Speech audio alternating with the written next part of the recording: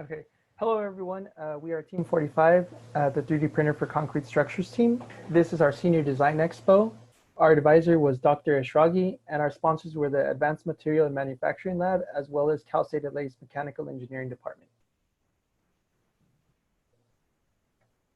This is a brief overview of how the presentation will flow. Firstly, we're going to present a few introductory slides to give you some background on the project. Then we're going to transition into technical progress that was made by both the mechanical and electrical subteams.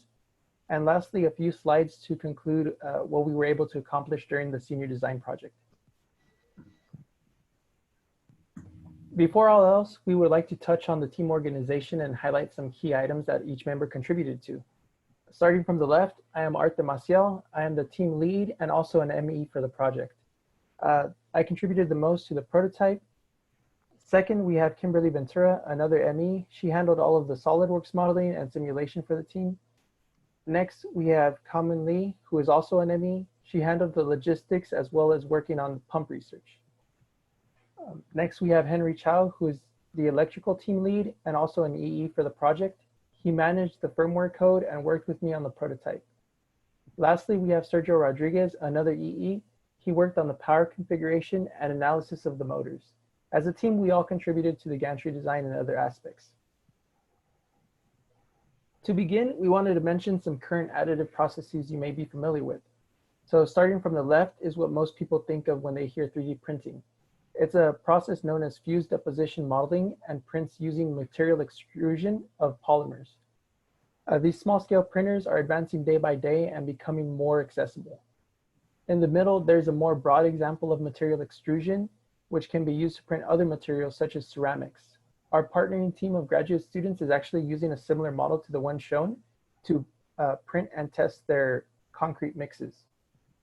On the right, we have powder bed fusion, and as its name suggests, it involves a bed of metal powder that is hit by lasers, causing fusion between the particles, and then it gets covered by another layer of powder, and then the process repeats until the print is complete.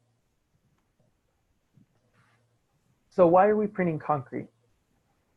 The three biggest driving factors for this project were to be able to better provide aid during natural disasters, to help with the homeless crisis, and also to create new and more affordable housing options. Now I'd like to speak on some of the advantages of 3D printing structures. So one of the key benefits to printing structures is the reduced cost of operations and construction due to automation. For example, the yellow building that you can see here was printed by Apis Core and only costs about $10,150. This price tag includes the 410 square foot structure with fixtures, lighting, ceiling, floors, doors, and windows. Another key benefit is being able to improve the thermal and physical properties of a structure, since we can easily include insulation material and metal bars during the print. So moreover, the raw materials that can be used for printing can be eco-friendly and sustainable. For instance, Team Zorpheus, who won first place in NASA's Space Habitat competition, was able to construct their habitat using materials from its surroundings. And last but not least, the construction of difficultly shaped structures is now more feasible with 3D printing. This 3D printed hexagonal pod concept on the right could shelter a large number of people in a limited amount of space.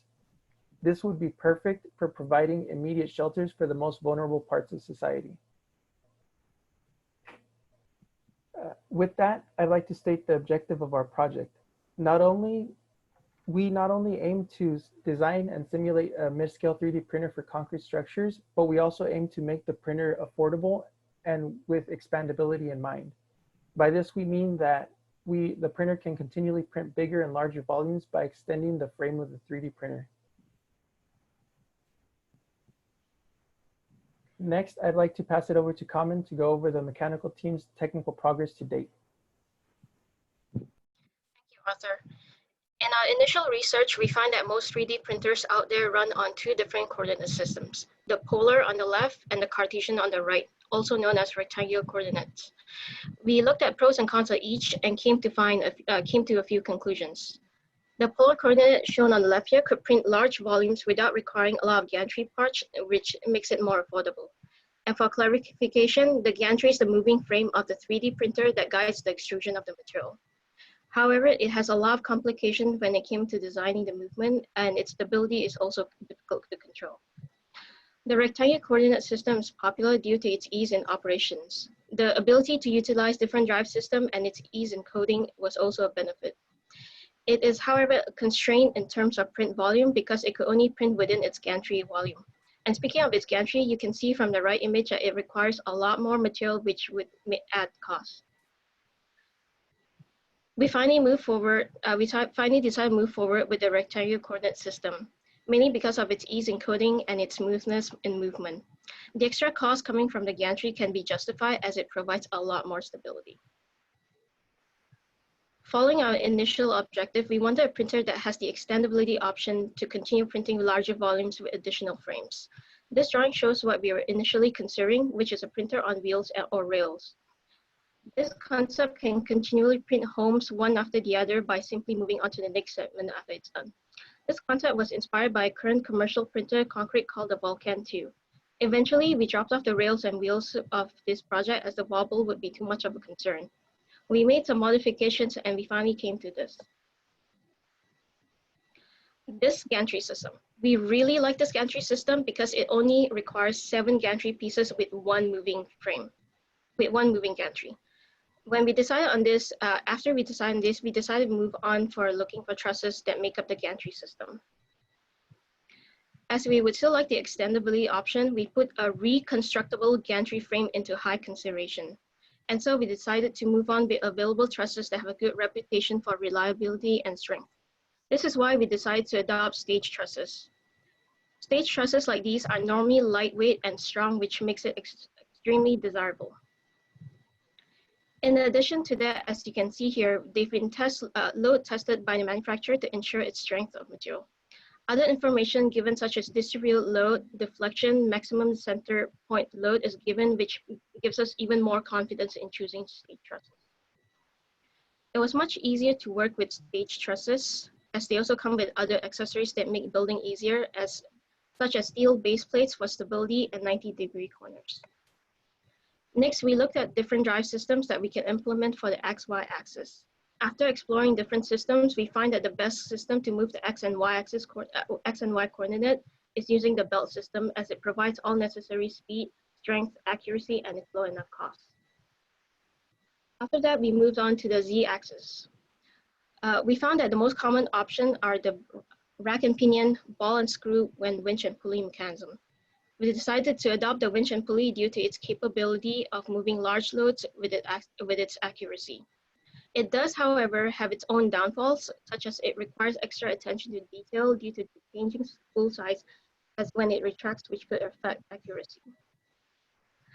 We also researched some concrete pumps, which are shown here. These are the Eimer Small and Mighty 50, the Eimer Coin 35, and the PFT XL G4 pump. Yes, that's a very long name. These pumps have been used immensely in the building industry, with the third one, the very far one on the right, being used in an actual commercial printer. The final selection of these pumps would be left to the next team, who will be taking over the project. And now I would like to hand this back to Arthur, who will elaborate more on the system that we've chosen to move out again. Great. Thank you, Kamen. So as Kamen mentioned earlier, we selected a belt system for the XY motion. From our research, we decided on using an HBOT system for this application because it reduced the amount of motors required from 3 to 2. The largest trade-off of this was that we now needed a much longer timing belt. This type of drive system works by using 2 motors simultaneously. Y motion occurs when both motors are spinning in the same direction, and X motion occurs when they are spinning in opposite directions. From there, you can spin the motors at different rates and directions so that you can move diagonally and even create curves. Because we were not able to continue with the full-scale design, we did the next best thing by making a prototype. This prototype models our gantry design very closely and was connected to the microcontroller for testing of Henry's code. On the right is an image of the full-scale electrical components that were also wired together to verify their operation as well. Now Kim will talk about the details of our drive systems and modeling. Thank you, Arthur. And so from our prototype, we went on to modeling the full-size printer where we needed to facilitate the X and Y motion. And we decided to use linear bearings and support rails, as you can see here, in comparison to a rack and pinion as a way to reduce the overall cost and weight that would be placed on top of the truss. And so after we completed the component selection for the XY direction, we went ahead and developed a Z-axis drive system. For the Z-axis system, we had to accommodate the size and weight aspect of our project. And to do so, we created a design that features a modified winch and pulley system that is powered by a separate motor. The design you see features a 1-to-4 gear ratio that allows the user to have more control over the timing step to turn the pulley. For the Z-axis, accuracy was a particularly important factor to account for due to the variation of concrete thickness that can be extruded during a print. And here is a motion example of the Z, X, Y, and Z axis featuring the components we selected.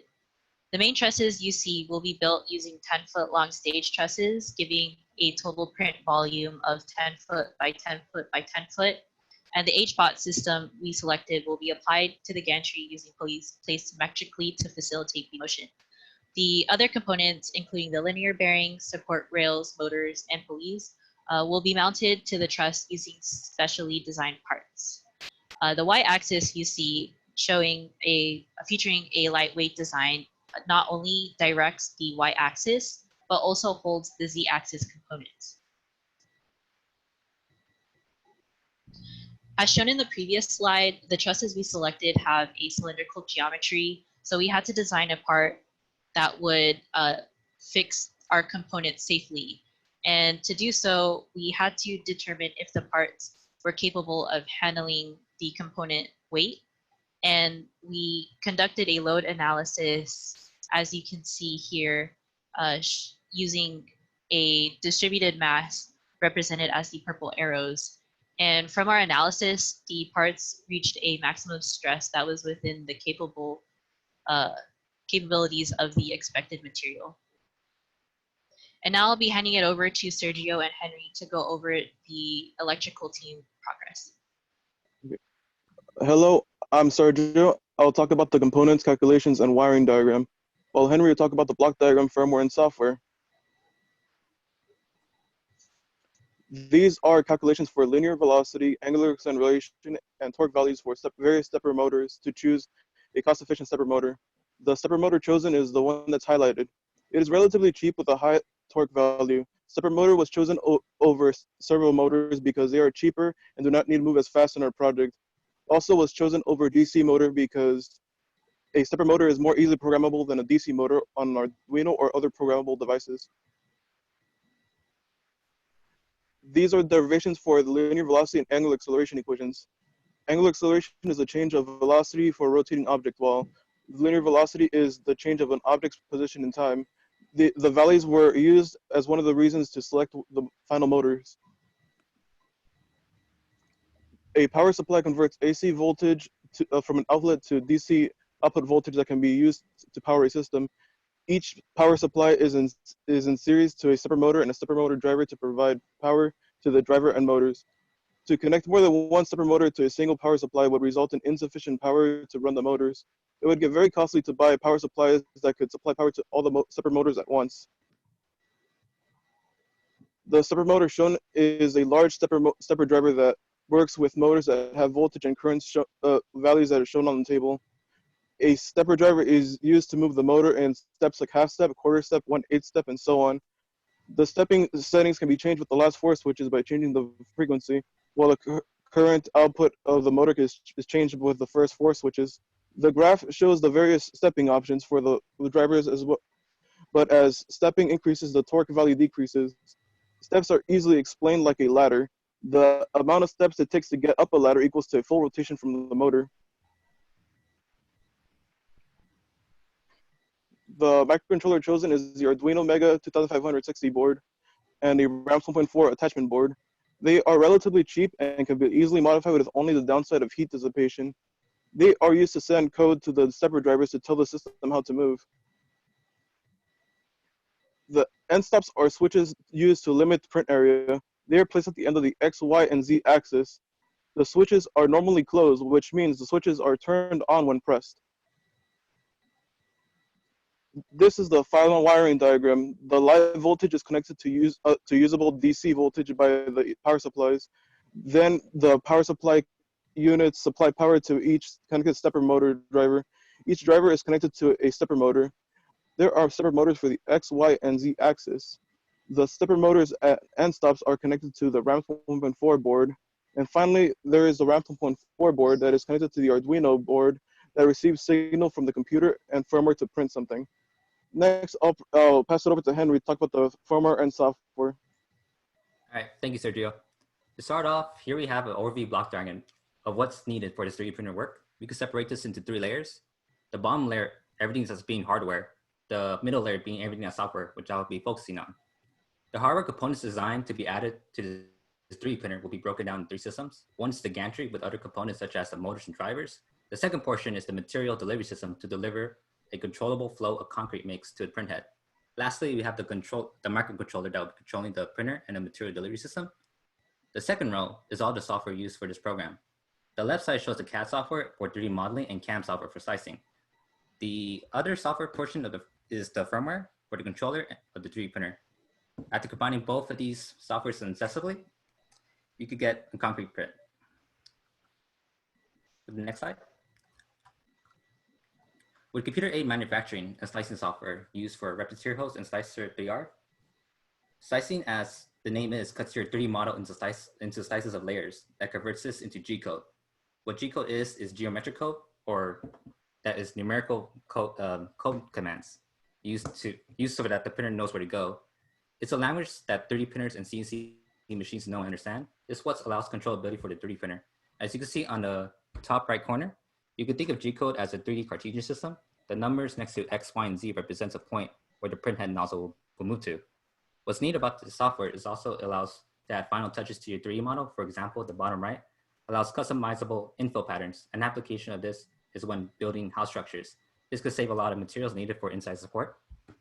Next slide. The next software portion is the firmware configuration. One of the most important part and time consuming of this project is getting the correct firmware working. Firmware is a bridge between software and hardware that is programmed into read-only memory. Every 3D printer's firmware is different due to its purpose and structure, and the firmware coded must be reconfigured to our concrete 3D printer design. This firmware tells the printer everything it needs to know how to operate correctly and also interact with the user's input.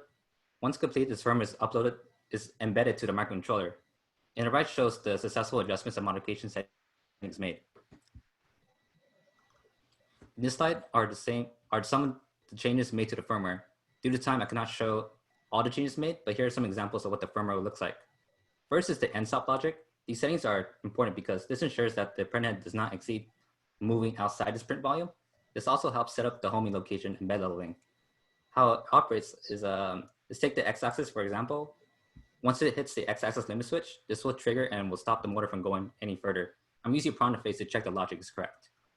Lastly, the kinematic movements are changed since we're using an H-bot drive system where both motors are used to control X and Y simultaneously.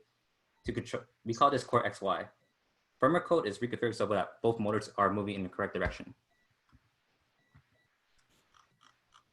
This flowchart shows how our 3D printer will operate. Once the print starts running, the first operation the printer has to do is have the print nozzle go to its home position by going to the XYZ end stops till they are hit. After that checks out, we have the print head move to its print location. Then the delivery system, such as the pump and the scooter, starts to get prepared. First layer is getting uploaded and it's printing by layer.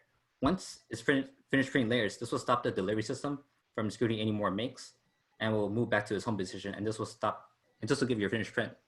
And enough about code, we're moving on to something more visual. After several experimentations and prototypes, here we have our initial prototype assembled based off the final design as much as possible. As you can see in this video, shows the prototype in action. On the left hand shows the G code running that is sent to the microcontroller. First operation it did was home, and then it went to the center of the print bed area. The top left is using a rapid serial host, showing real-time print simulation that is printing a cube. The Z-axis prototype is not yet added to the model due to time, but the stepper motor does respond to the end stops and moves. After testing the prototype, I went ahead and also applied this to the final components that will be added to our final 3D printer with large stepper motors, drivers, and power supplies. Here, after reconfiguration of the firmware based off the final design specifications, it is then re-uploaded to the Arduino Mega. As we were able to see, this run was successful. Next slide. This finalized the EE portion, and now I'll be handing this over to Kim to complete this presentation. So here's a breakdown of the cost spent for the mechanical and electrical team, with the mechanical team spending the majority on the main gantry frame and the electrical team spending the most on the motor and drive system. Combining the two, we reached a grand total of approximately $4,400. Keeping in mind, this does not include the extrusion system, as well as the material needed to manufacture the parts for the fixtures. So to summarize, while we were ready to build the printer after receiving all of our components, we were not able to due to the current situation. However, we were able to finalize a gantry structure with a cost-efficient component selection. We were also able to complete a SolidWorks model that allowed us to analyze the motion and loading. And the electrical team was able to finalize their block and wiring diagrams. They were also able to complete a prototype of the electrical system, which was integrated into the prototype, being able to showcase the drive system and code. Some of the future developments that we can expect to see after the continuation of this project is the construction of the full gantry system with the electrical components integrated. We also expect to see the design of an extrusion system that will incorporate the concrete mixture to begin test printing. Lastly, I would like to acknowledge some of the people that have helped us complete our project over the year.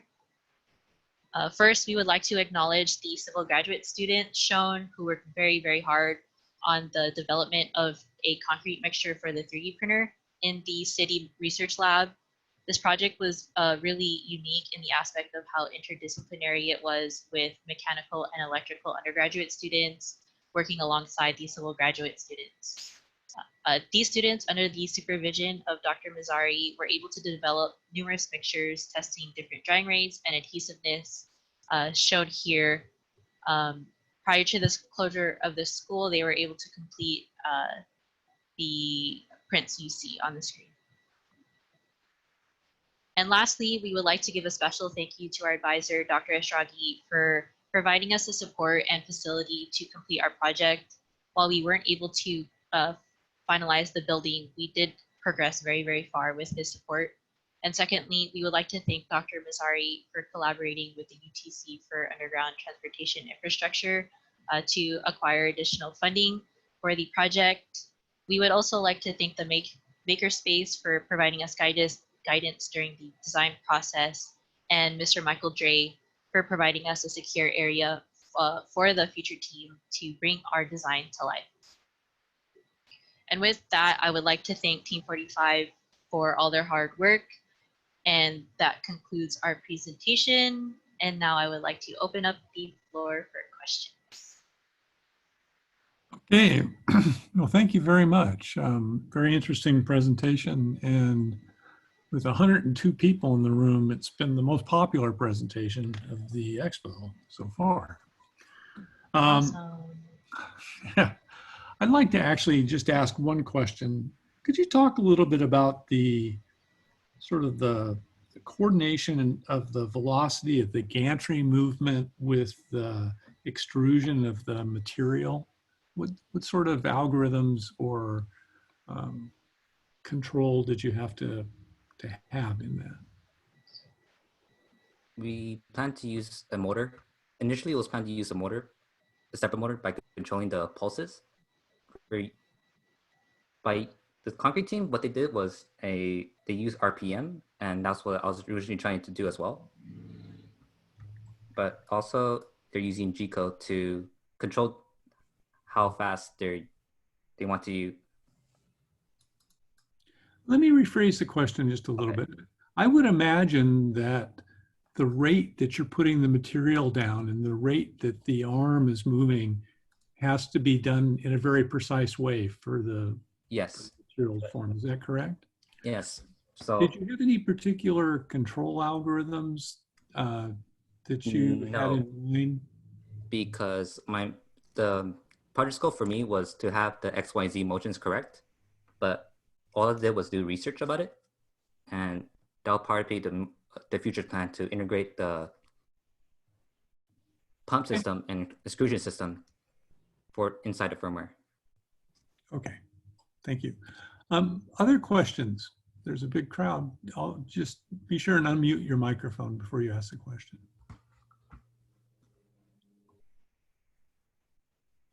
So I'll ask the question then, Mike. So can you go back to your slide where you show the full-scale model of your system? Yes. First off, I'd like to say I thought it was, you guys, I'd love to see your little prototype at the end and all the CAD work you did. I was very impressed with everything the team did. I just had a couple questions. So I noticed this seems like it. Did you ever consider if this was rigid enough? I worry that kind of if I pushed on your gantry kind of out of the or into the page, that the system might rock a little bit. And I noticed in your prototype you actually added another bar that went across from side to side. So I wonder if you ever thought about triangulating some of these components or adding a little bit more rigidness to keep it from potentially kind of wobbling or deflecting. So we did have that as a concern when we were designing the structure, especially because it's so tall. But there was talk when we were doing research that we would wait until we would actually assemble to see how it would stand, and then potentially adding the extra on the floor to kind of fixate the gantry without it rocking. Gotcha. Also, another thing, the nicest thing about choosing stage frames as our gantry system is that there are a lot of components. You can't see it's on the it's at the feet of those trusses that you can attach more fixture in between them to make them a little more stable. There are also those base plates, steel base plates that are extremely heavy, and we already have those. So the extra attachment would be later on, and after maybe we tested the movement. Okay. Just yeah. sorry, really quickly, just to add onto Common's point, we did look up at the bottom of the legs to have these triangular pieces that come out in all directions to kind of support it without being able to rock as much. So that was one thing that we did to look into. Yeah. No, and I think it makes sense that you kind of see if you needed more support, and you could add more. You could always add more material to make it stiffer and stiffer. One more question. I'm really curious about the concrete that you use in these systems. You know, how close is this basically Quikrete, or is it like a pretty advanced formulation, like, and a pretty expensive mix to put in this? Like how different is this stuff from Quikrete, basically, is kind of my question. I don't believe we can answer that question. But if any one of the civil graduate students in the room would like to answer. I see Dr. Mazzari is here, so yeah, I can jump in to answer that question. First of all, I would like to thank you and congratulate all the team members. This was really impressive. I was in some of the meetings with them, and they worked really hard on this project, and the results are just really impressive. So to answer that question, yes, the mix is far from Quikrete, and it's actually an engineered mix, and we had to, we're still working on it, but we have to change a lot of parameters in the mix, in the concrete mix. So it's not just aggregates, cement and water. We have to add chemical admixtures to control the viscosity, and a lot of other variables like the printability window, the stability of the layers, the adhesion between layers. All these are on the concrete side of it. And our graduate students have been working on this for several months, and we had initial plans to combine the two teams' efforts together at the end and work on the prototype, but unfortunately we couldn't continue. But anyways, yes, that's an advanced engineered mix. Oh. And to address your first question, Chris, Dr. Bachman, sorry, is that we also brought another civil engineering student to do the structural analysis of the truss to make sure that we have a stable structure and all the loads from the pump pressure and all the other movements are considered in the structural analysis using the SAP software. Very cool. Very cool. All right, thank you, team. Yeah, congratulations. Nice work. I look Thank forward to seeing more and more 3D printed concrete. Thank you. Thank you. You like to see more concrete evidence? I have one question. We still have a few minutes. Any more questions? Yeah, I have one question. Just one simple question. What is the operating speed in the XYZ motion? What is the operating speed or average or maximum speed? Sorry, can you repeat that? The speed in the XYZ motion. Operating speed or average or maximum. So just to answer this really quickly, we needed to actually build the structure so we could time it, but it's definitely moving very slow, maybe only a few inches at a time, because the concrete that is printed needs time to cure before another layer is printed on top of it. So it has to make, we were planning on, with the code, making it do the outer layers and taking as long as it can to get back to the initial point before stacking onto itself. Because once you start printing onto itself, without it being properly cured, it starts expanding out to the sides and not holding its structure as well. So not very fast at all for a short answer. Okay, so another question is, my understanding is for the strength of a material, for the structure, some of you, maybe graduate students, already checked, right? The strength of material for the truss. You already checked. Yes. Had provided, we checked it, and also the manufacturer had also provided like maximum loads that one truss can handle. Okay. Yeah. If Kim, if you could go back to that. On it. And as Kim brings that up, we did also within the CAD modeling use SolidWorks to test some load analysis within the structure. So even though we hadn't fully designed the Z components yet to fit onto the truss, we estimated a load for it and went ahead and tested it using SolidWorks as well. And thankfully, the structure is very rigid and strong enough to withstand whatever loads we were applying. And we were even giving it a little bit extra factor of safety by trying to assume how much it would really weigh and then increasing it a little bit. Okay, congratulations. Thank you. Thank you.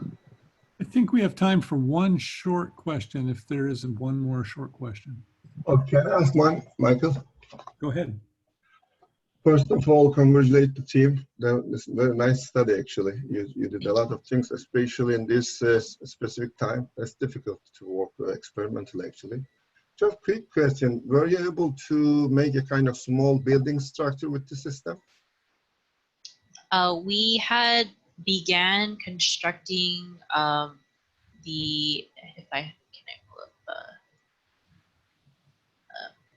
we had constructed one side of the truss after we received the component, but that was very close to the time when the school closed, so we weren't able to completely add on the full length.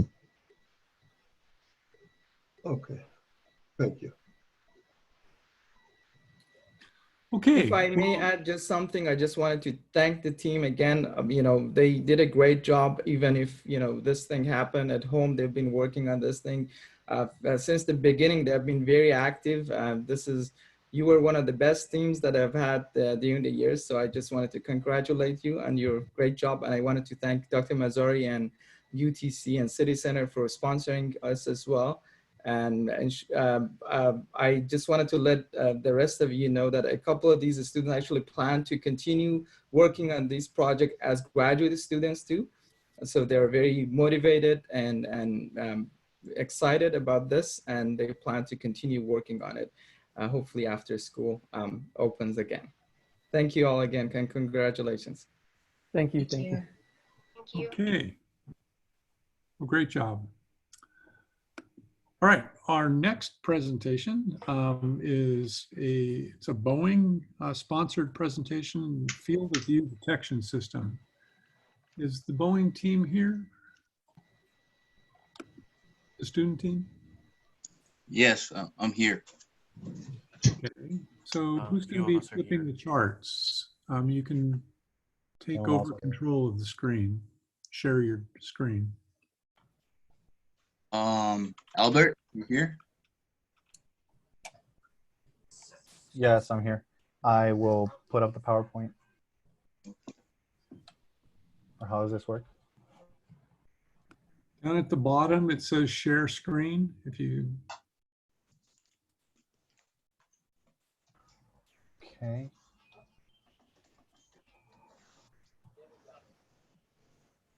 Just a second.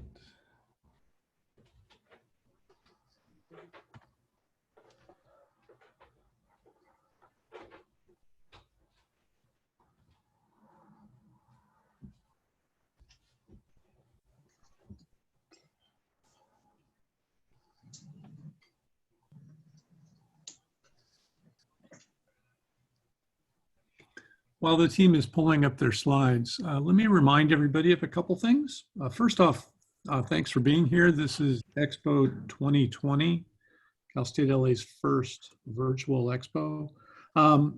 We've also got a Qualtrics survey for every one of the teams who are looking for feedback from the audience. I've posted the link to that in the chat room, and if you can't find it, just send me a note. I'll send you another copy of the link.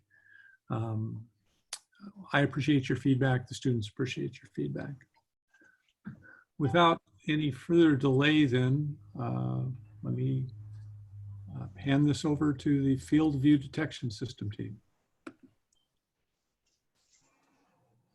think we're missing one person. Randy, are you in here?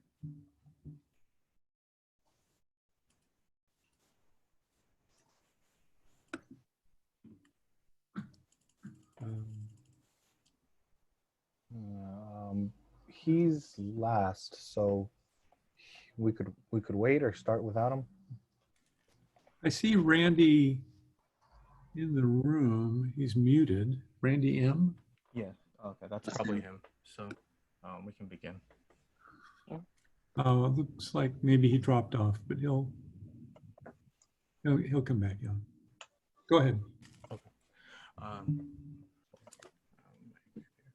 Okay, let's begin, guys. Good evening, everyone. My name is Brent Cano. I'm Anthony Tran. Albert Ramirez. My name is Jose Arceo. Randy Mendiola. And we are the Field of View Detection System sponsored by Boeing. Next slide, please. So the agenda for today, the background and the objective will be covered by myself. Then we will go into the system overview, which will be covered by Anthony and Albert. From there, we'll discuss the mechanical and electrical results. Those will be discussed by Jose and Randy. And then Randy will finish off in the conclusion. And then at the end of the presentation, we'll open up for questions. Next slide. Background. Next slide. So satellite missions involve navigation to telecommunication, orbiting distant planets or stars. And in order to receive and collect data, in order to have a successful mission, these components that are used to navigate and telecommunicate require a minimum field of view, shortened as FOV, For a satellite, in order for it to be fully operational and failure-free, that FOV needs to be clear for 15 years. Currently at Boeing Center, 90% of all the sensors FOVs are checked with respect to the thermal blankets during the building phase to ensure maximum efficiency. The figure to the right, figure 1, shows a Boeing satellite with the thermal blankets. Those are the black sheets around the satellite, and the blue cone. The blue cone is representation of the FOV of that sensor. Next slide. So our objective. Next slide. The team's objective was to develop an independent system that would remotely detect obstructions within the FOV of sensors on board satellites.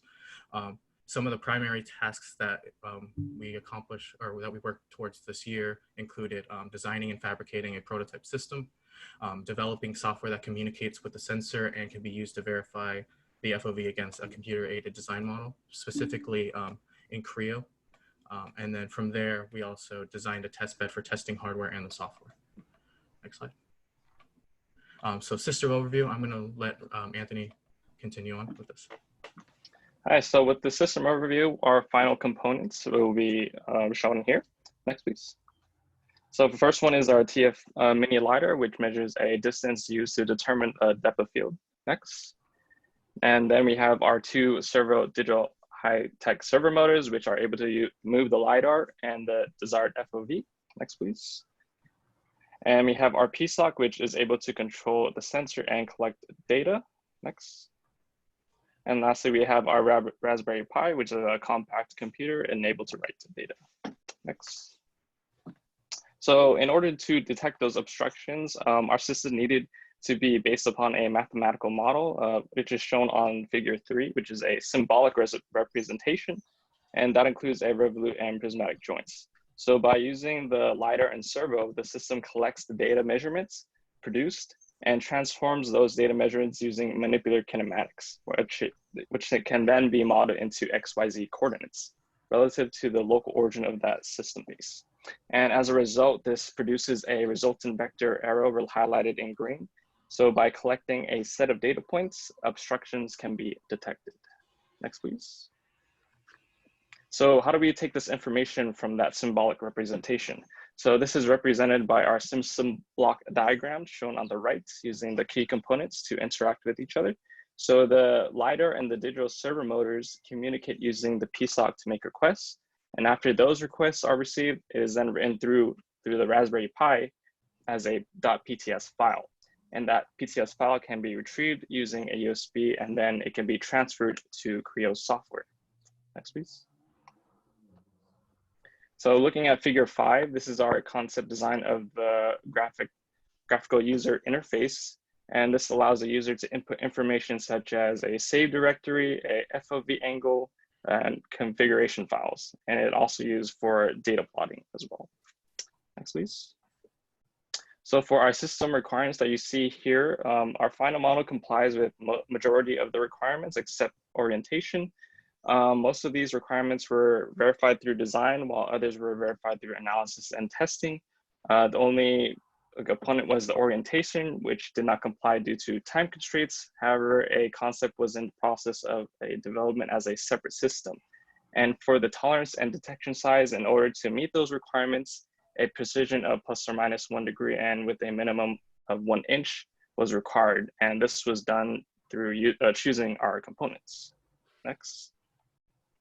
So these are the mechanical components, which are our digital servo motor and gear train. So we picked the high-tech 625MW as it had the capability of sending 6 times the amount of pulses, along with a travel rate of 0.08 degrees. And that 0.08 degrees allowed for a smaller range of motion and providing additional FOV angle readings. And next, with the combination of the gear train, it was used to translate the FOV angle with the digital servo motor to be in a tighter range. And we used a gear train of a 3:1 ratio. And this was viable as it also was good to replace the accuracy and precision of the system itself. And next, I will introduce Albert, who will be covering the electrical side of the project. Exactly, thank you. So The microcontroller is the PSOC, which is the programmable system on chip. You can see a picture of it in Figure 7. The PSOC was essentially the center of the system, which there's you have one side where it's you have user inputs and parameters that are being set, and then you have the and those are sent to the PSOC so that it can tell all the other sensors to do as such. So if the Raspberry Pi needs to have the motor move, then it has to go through the PSOC, and the PSOC configures the LiDAR into a trigger command. It sets the initial positions for the LiDAR by moving the motors. It collects the data from the LiDAR. It sends all collected data to the Raspberry Pi. The LiDAR itself is just a beam of light sent out from a sensor, and the sensor itself times how long that light takes to return, and it uses that time to calculate the distance internally. The type of communication used between the LiDAR and the PSOC is UART, and UART stands for Universal Asynchronous Receiver Transmitter. It's a type of serial communication used to communicate from one device to another. PWM is a pulse width modulation. It's used to move the servo motors based on the size of the load of the wave. If Figure 10 shows how the waves go up and down, and depending on the size of that wave at one point dictates whether it's going to move a lot or it's going to move a little. The LiDAR datasheet instructions were used to learn the LiDAR behavior into commands. If the LiDAR is responding to a command, the LiDAR will send back a 0x42. Figure 11 shows the process of how if the PSOC receives a 0x42, then it receives 0x57, then that means that it's sending appropriate commands, and then it will collect all the remaining data coming in. And once the appropriate length as instructed by the datasheet has been met, it will then reset and put that data in an appropriate place. The Raspberry Pi's main tasks are user input, converting raw data, and writing PTS files. Well, we start on Figure 12. If looking at Figure 12, we start at the user input. A configuration file is input by the user. The file gets parsed, and parsed information is sent to the configuration class. The configuration class changes default settings in the logging and kinematics class. Some examples would be link parameters, tolerance, or file type. If you go back to the user input, and FOV angle is also inputted, which is sent to the microcontroller via UART to start the microcontroller task. The data being sent from the microcontroller to the Raspberry Pi is directed to the logging class to be stored as raw data. The raw data is sent to the kinematics class to convert the data, which is sent back to the logging class to write to the PTS file. Computer vision is standalone class, which was developed for orientation estimation. Due to time constraints, we weren't able to finish it. Next, we'll be talking about results. And to talk about the mechanical results will be Jose. Next slide. The static simulation analysis shown in Figure 13 was carried out to find possible factors which could affect the field of view detection system. One factor which could affect the final design of the field of view detection system is mechanical deflection. The part which has the LiDAR sensor attached can be seen deflecting. Although it is a small deflection, it cannot be neglected without first knowing what it is. Additionally, the error in the field of view angle can propagate linearly with the distance away from the LiDAR. Next slide. Another test which was performed had forces applied to the system to see if it will break. The data was gathered using an accelerometer, and then using the mass of the system, it was transformed into inertial forces. Each inertial force is set to act on the center of gravity of the system, as can be shown in figure 14, and it is acting in one direction. Next slide. So then a series of tests were carried out to see if the system would break. So if the maximum bond miss stresses acting on the system do not exceed the yield strength of the final design's material, then that is considered as passing the test. And all of the components in our system passed the tests. Okay, next slide. The test bed shown in figure 15 was designed to create a controlled environment to test the final design. All components were designed to be 3D printed for quick changes and accessibility. A foam board was purchased to be a backdrop to reduce background noise and a sanity check. The test bed has 3 main components shown in figure 16. The test structure, which was designed with simple geometry for a baseline, the wing, which was designed to add complexity in the form of angles, and the rail, which was designed to reduce measurements and ensure the system was in the correct location. Next slide. And with that, I will pass it on to Randy, who will talk about the electrical results. Next slide. Communication was an important task to achieve between the LiDAR, PSOC, and the Raspberry Pi. Communication between PSOC and LiDAR was achieved and verified using real-time software. A class in Python was developed to allow for logging on the Raspberry Pi. The class received data from the PSOC and will save to a text file and in ordered format. The class will also receive converted data from kinematics class and save into a PTS file. Next slide, please. Using an Arduino, data was simulated and transmitted to the Raspberry Pi and verified that the Raspberry Pi receives the data and logs correctly as shown in figure 18. Next slide, please. Early computer vision testing was done. The concept shown in figure 20 shows how computer vision and markers allow for a transformation between a local and global frame or reference frame, assuming the relationship between the markers and global frame are known. The setup used the testbed because of its angles and various depths. A Raspberry Pi camera was used to take the photos shown in figure 21. The testbed was placed about 2 meters away and used Ayuko markers, which can be seen in figure 19. For every test, only 2/3 of the markers were detected. It was determined that the angle of the left wing may have been too steep, and thus the settings used needed to be adjusted. Next slide, please.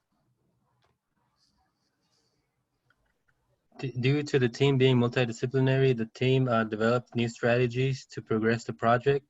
The final design has been 3D printed along with the testbed. Both the software devices, the PSOC and Raspberry Pi, are ready for testing. Next slide, please. Any questions? Okay, thank you, team. That's a good presentation. Very interesting. We have ample time for questions. Who wants to go first? Be sure and unmute your microphone. I have a question. This is Carl Salinas. How did you guys approach characterizing your comm system, the Raspberry Pi, the LiDAR? Did you do any like upfront, kind of parametric testing or characterization testing before jumping in to try to program it for your particular project? I'll take that.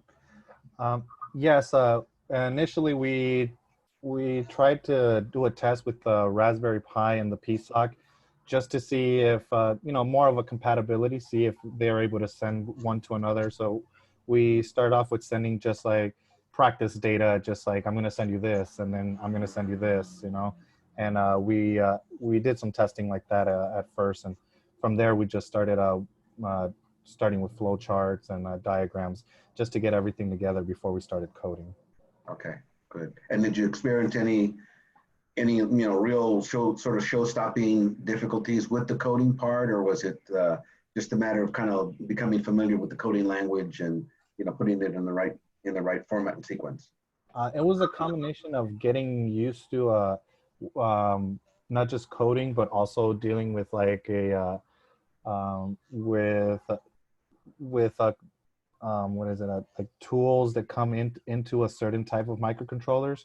Yeah. So this one had, I believe it's called an IDE, which allows you to move tools around, and so that when you get to name certain components based on pictures more than like actually just assigning variables as we're usually used to. So that was a good, I guess a good a new experience to go through, at least for myself. Albert, do you want to mention the concerns with the state diagram that you had early on too? Yes, there with the state diagram, we weren't sure because at first we were just reading to see how it works, and we only thought that we would only be receiving distances. And after reading and reading and reading of just different data packets that come on the data sheet, we ended up finding out that we have to command by command program ourselves the LiDAR in order to do it what we'd like it to do, and if you didn't program it the right way and send the appropriate command, it would just continuously be like a barrage of just distance until we ended up finding a way to trigger it. So which we did is find a trigger command, and at first we were just sending commands without realizing that we'd have to verify them first to see if it's actually receiving them. So we just kept learning and learning and learning on how to use this device. Yeah, I guess nothing comes for free, right? Right. I do have one kind of off table question is, did you guys develop any kind of process or procedure for like handling your hardware? I mean, I know that, you didn't, these modules were purchased, right? The Raspberry Pi and the controllers and the LiDAR and such. But did you handle them in any special way, like, for ESD or for shock or mechanical shock or anything like that? Did you have them kind of in a store configuration, or were they just kind of handed around to people to kind of take a look at? We did not practice ESD. It's one of those things. I have like 9 different Raspberry Pis. And it's probably a bad thing, especially since that I'm not a double E, but I don't practice ESD with my Raspberry Pis or my Arduino, and it's probably been luck of the draw. I know Albert's done a little more caution with grounding his PSOC and everything, but for the Raspberry Pi side completely, we didn't practice ESD. Okay. Yeah, I just curious about that. It seems there's a sort of perhaps one of the areas that some other students can look at to see what kind of protocols and procedures might be used for some of this hardware. I know it's pretty robust and it's designed and built not to break, but it would be good to learn some of that stuff. Good job, guys. Did a good project here. Thank you. Thank you. Hi, if I may, this is Cam Massey from Boeing, one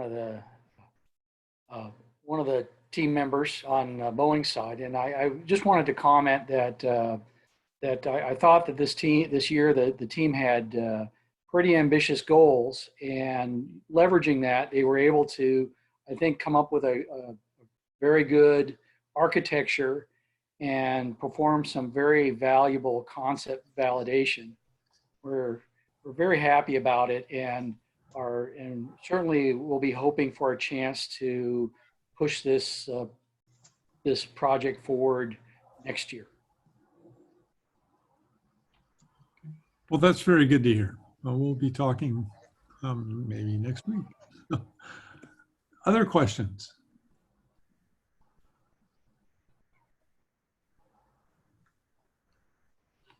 Okay. Well, if not,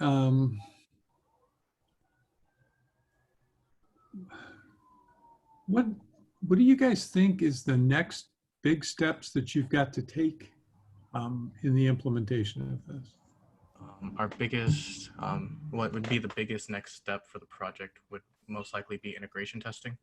Right now we have single variable standalone testing, and due to the lockdown, we were at the point right when we were about to start LiDAR testing and characterizing the LiDAR for things like the beam width, the error behind it, and all that stuff. So a lot of the stuff we left for next is a lot of verification and testing, I believe.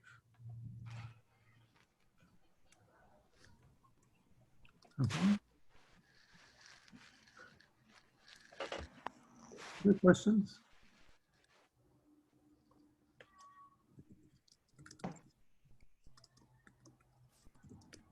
Okay, well, thanks very much, team. It was a very interesting presentation, a good project, a nice set of sort of intermediate deliverables. Should be very happy with what you accomplished. Thank you. Thank you. Thank you. Okay, our next presentation is scheduled to start at 3:20. So we've got approximately 15 minutes before it starts. This will be the CubeSat solar sail project. So I encourage everybody to stick around. I don't want to start it early because you never know when somebody might be planning on watching this very project. So we'll try to stay to schedule, but that means that we'll have a short break, about a 10-minute break as we get ready. I do want to ask a favor. I'm about to turn off the recording. If I forget to turn it back on, please remind me. Somebody can send me a note in the group chat. There's been twice when I forgot to turn it back on, and it's kind of embarrassing later. Okay, so we'll stand.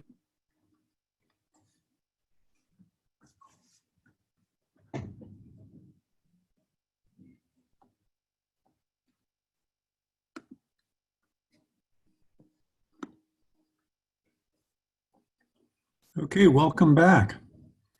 This is Expo 2020, Cal State LA's first virtual Expo.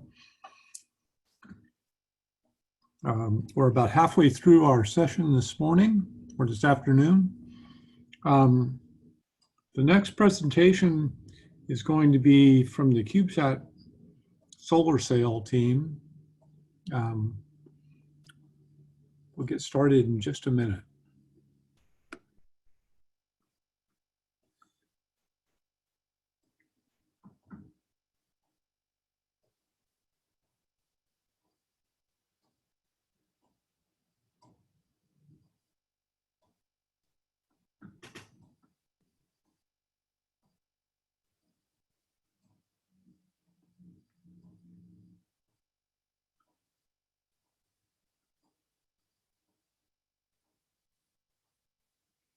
Okay, well, welcome back. It's about time to start. So is the solar sail team ready? Yeah, we're all here. Okay, well, the stage is yours.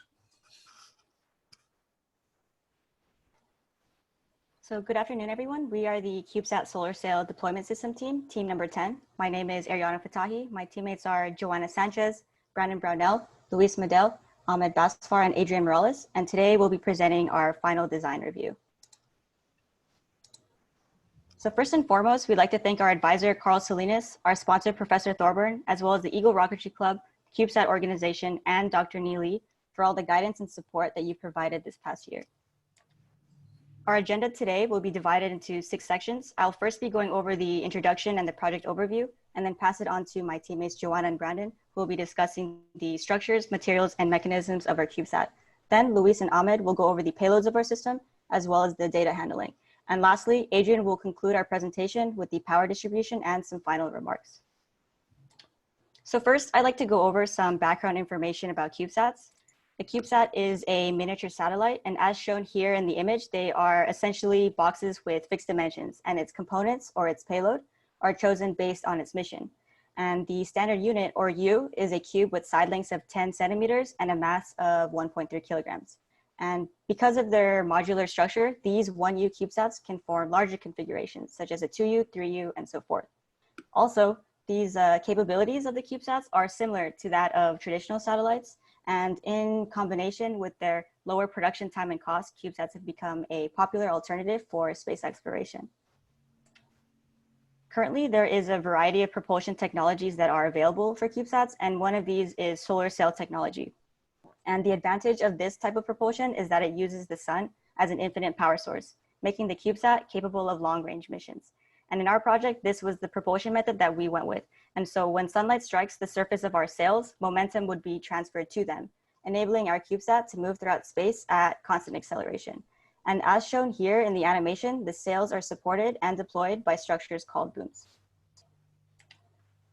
Our project had three main objectives. The first objective was to design a 3U CubeSat that adheres to the CubeSat design specifications and utilizes solar sail technology. But more specifically, we were tasked with designing and constructing a deployment mechanism equipped to deploy 2 solar sails, such that our deployment mechanism and the folded sails should fit within 2 units of space within the CubeSat. And the remaining 1U was reserved for an ArduSat demosat, which was provided by our customer. And using this ArduSat, images or video of our solar sail deployment must be captured with an onboard camera or video camera and transmitted to a ground station for viewing at a 1-mile range. Our CubeSat had to satisfy 2 sets of requirements, one being the design specifications for a 3U, and the other set was derived from our customer. And as shown here in both tables, all requirements were satisfied with the exception of one, which was establishing the communication range of at least 1,600 meters. And due to the recent pandemic, the team was only able to range test our communication system in the hallway of the engineering building, which was estimated to be around 40 meters. And additionally, we were not able to manufacture some of our components, so only an estimated total weight was obtained. So in our project, we focus on 5 main systems. The first system is the CubeSat frame or structure, which will be discussed shortly by Joanna. But second is the payload, which is comprised of the solar sails, the solar sail deployment mechanism, and the camera. These 3 systems were designed to fit within 2 units of space as indicated here in blue. The last 3 systems include the communications, the data acquisition, and the power supply, which is highlighted in green to demonstrate that all 3 of these systems are contained by one component, which is the ArduSat. And this will take up the remaining 1U of space inside the CubeSat. As with any spacecraft, it was critical for each system and its components to be both compact and lightweight. And by using origami principles, our solar sails can be folded compactly to fit inside the CubeSat during the launch, but still exhibit a large surface area once deployed in space. And details of the solar sail folding will be discussed later by my partner, Luis. So now I'd like to pass it on to my partner, Joanna, to discuss the design of our CubeSat frame. Thank you, Ariana. When designing the frame, the team had to follow CubeSat's drawing specifications with outer structure dimensions of 10 by 10 by 30 centimeters, 4 rails, and access ports to access the interior components, along with using space-certified aluminum material. We also had to ensure that the frame can withstand vibration and exterior forces to protect interior components. With that said, our design meets the specifications. 2 of our access ports will open as they are the deployment window for the solar sails and booms. Rails are located in the interior for stability.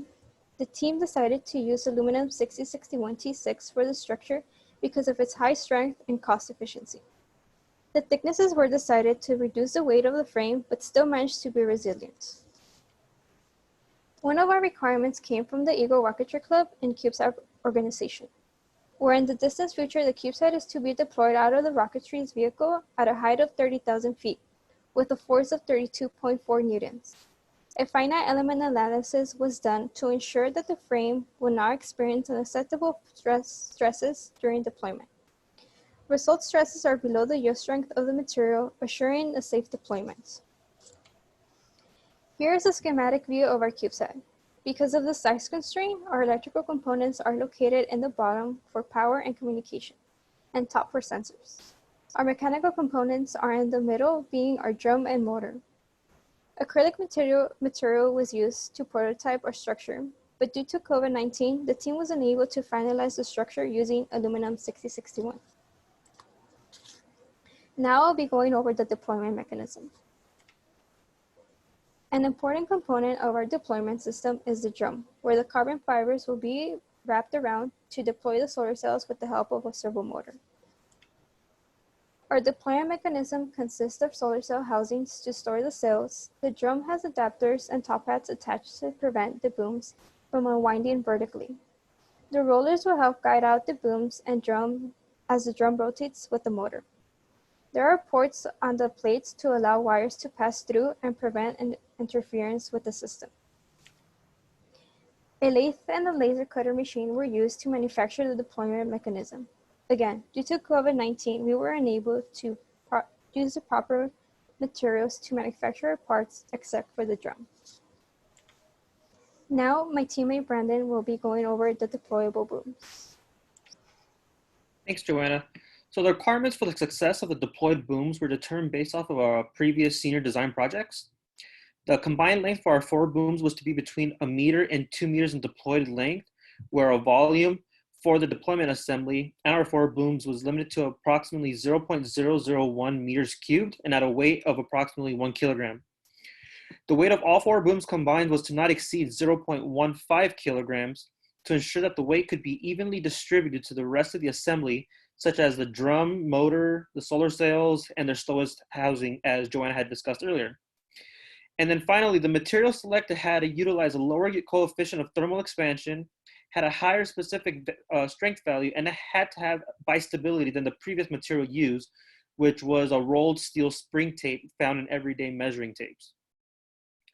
So the final material that we ended up selecting and used for the construction of our booms was a carbon fiber resin laminate.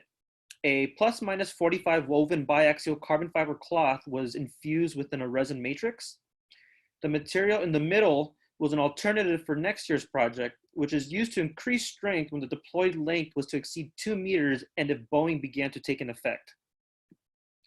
So due to budget and time constraints, the molds had to be inexpensive and have the ability to produce a working prototype to receive adequate results. To mold our booms to the desired shape that we had selected, 2 standard PVC pipes were used where the final shape would be a crescent, perfect semicircular shape. The larger pipe had an inner diameter of 0.75 inches, where the smaller pipe had an outer diameter of 0.75 inches. Our fabric would then be sandwiched in between these 2 types of pipes to form our final part. So the fabric was laid into a cut half of the pipe where the direction of the fibers laid plus minus 45 degrees in the longitudinal direction. The layup consisted of 2 layers as shown and was hand impregnated at a 60% fabric, 40% resin ratio. Once the material was hand laid into the mold, the other solid PVC pipe was laid onto the cut half and then tightened down with an impact gun. The impact gun was used to mimic the effect the part would experience as if it were under a vacuum. The part was then let cure for 24 hours at room temperature. The final part resulted in booms that weighed an average of 21.25 grams each, which roughly totals to approximately 0.085 kilograms. The final cured part measured a length of 1.14 meters and successfully reached a laminate that had all features of bistability. However, due to the health crisis that we are currently experiencing, we were unable to test the booms for their strength and ultimate tensile stress to confirm whether this layup was strong enough for our project.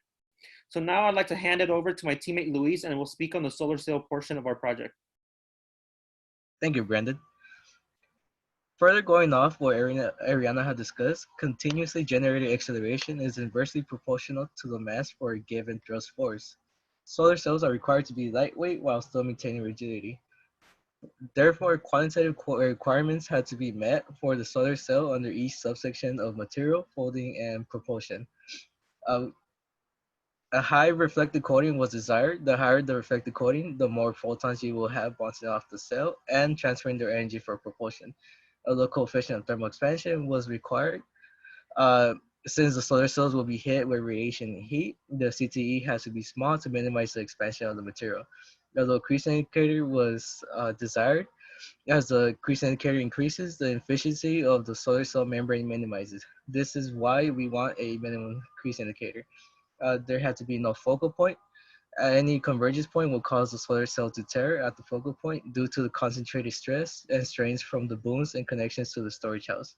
There had to be a large surface area while maintaining a small storage area. A small storage area is necessary to give an abundant working space to the rest of the hardware, such as wiring, motor housing, and camera. With higher reflective coating, we can get better propulsion for the spacecraft while the photon energy being transferred and projected as thrust. Without a large surface area, however, the amount of reflectivity will be downsized since the momentum carried by a single photon is extremely small. That being said, the surface area of a cell must be large to produce an acceleration. um, our final design configurations for the solar cell material foldings are aluminized mylar with a reflectivity of 0.92. The folds are Z and V fold, and the thickness was chosen at 12 micrometers.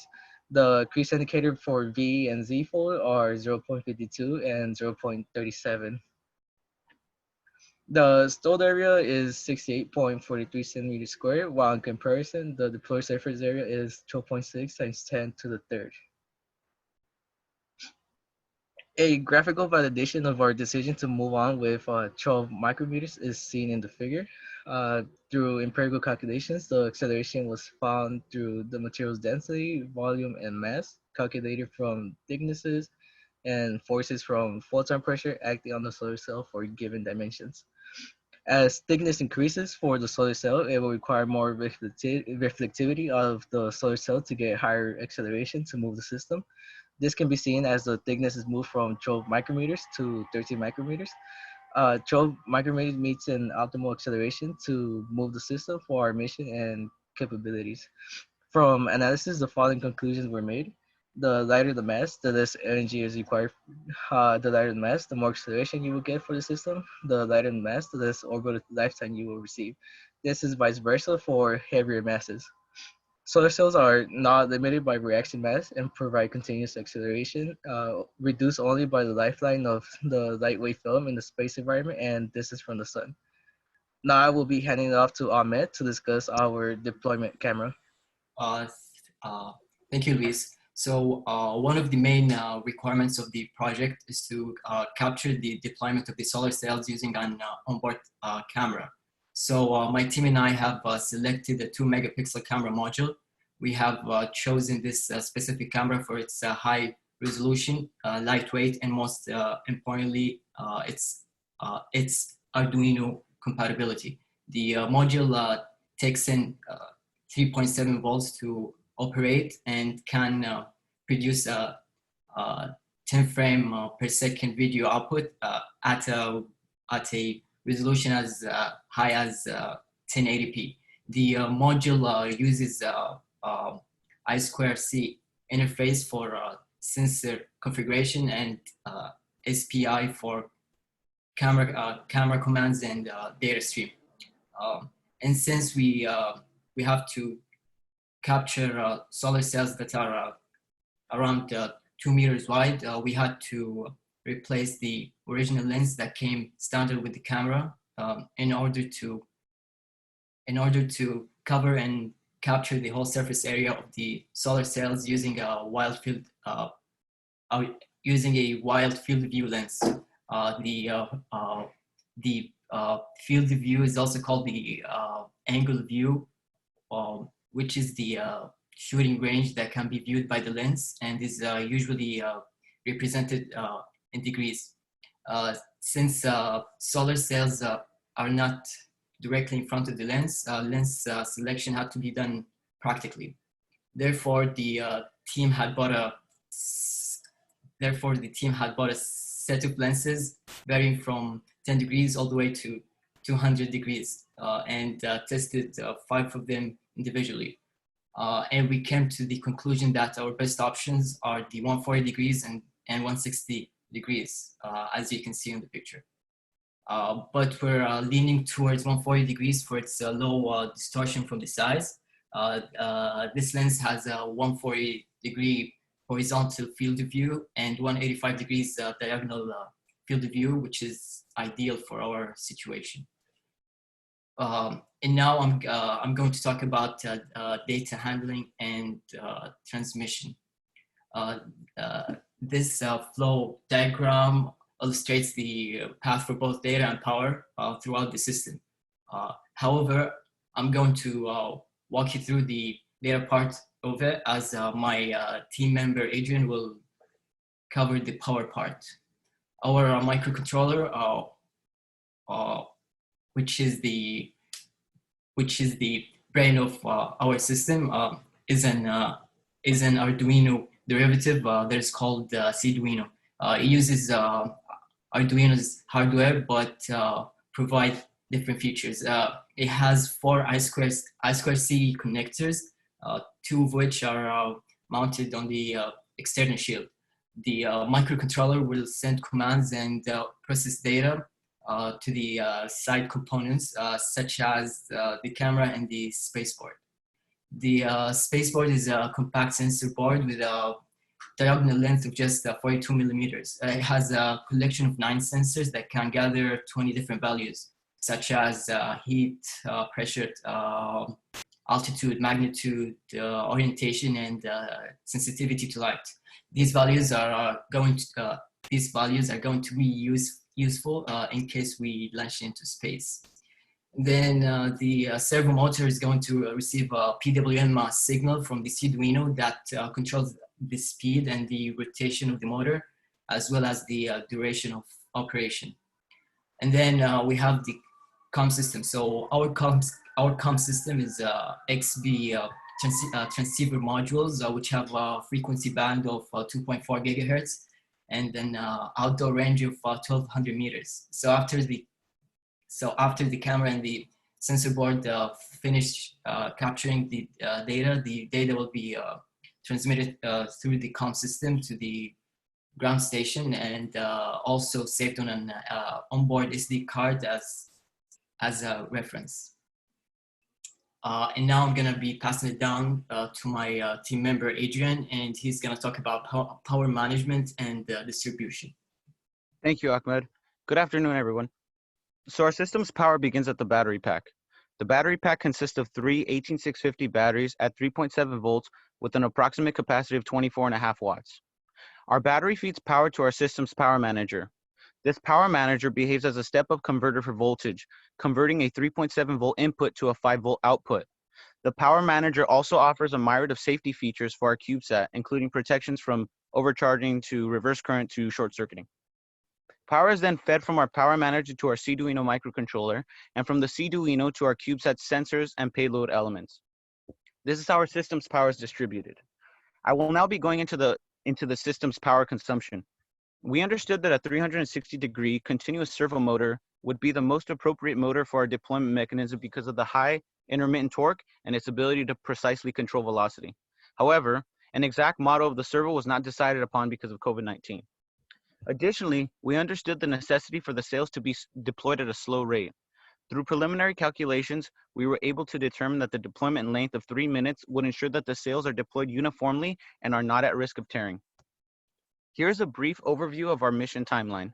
We concluded that the mission would take 30 minutes, which allows us enough time to conduct a system health check, ensuring that all components are functioning properly. Based on this timeline, here's the calculated power consumption of the system. We can see that at time 0, our system is off and at maximum power. After our system engages, we see that the power begins to be drawn from the onboard systems. At 2 minutes, a signal will be sent from the Cduino to the camera to begin recording. At this point, our system is activated. Our onboard sensors will begin collecting data, our unit will be storing data locally, and begin transmitting to a ground receiver. At the 5-minute mark, a signal will be sent to actuate the motor, commencing the solar sail deployment. For calculation purposes, our motor will draw power for 3 minutes until the motor stalls, drawing excessive current. This overdraw of current will be used as a deactivation signal for our motor to turn it off. Here we see that the total power consumed for our mission was less than 1 watt, leaving us ample reserve power for additional missions. In conclusion, our primary mission objectives were to design a 2U deployment system, which we were able to accomplish.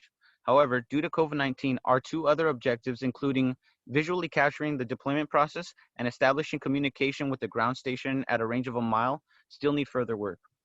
For next year's senior design team, we have put together an action item list. This includes manufacturing of the aluminum frame, selecting a final motor, and data transmission at a range of 1 mile. We thank you for your kind attention, and this concludes our presentation. Are there any questions? Thank you, team. Are there any questions? We have time for questions. Who would like to go first?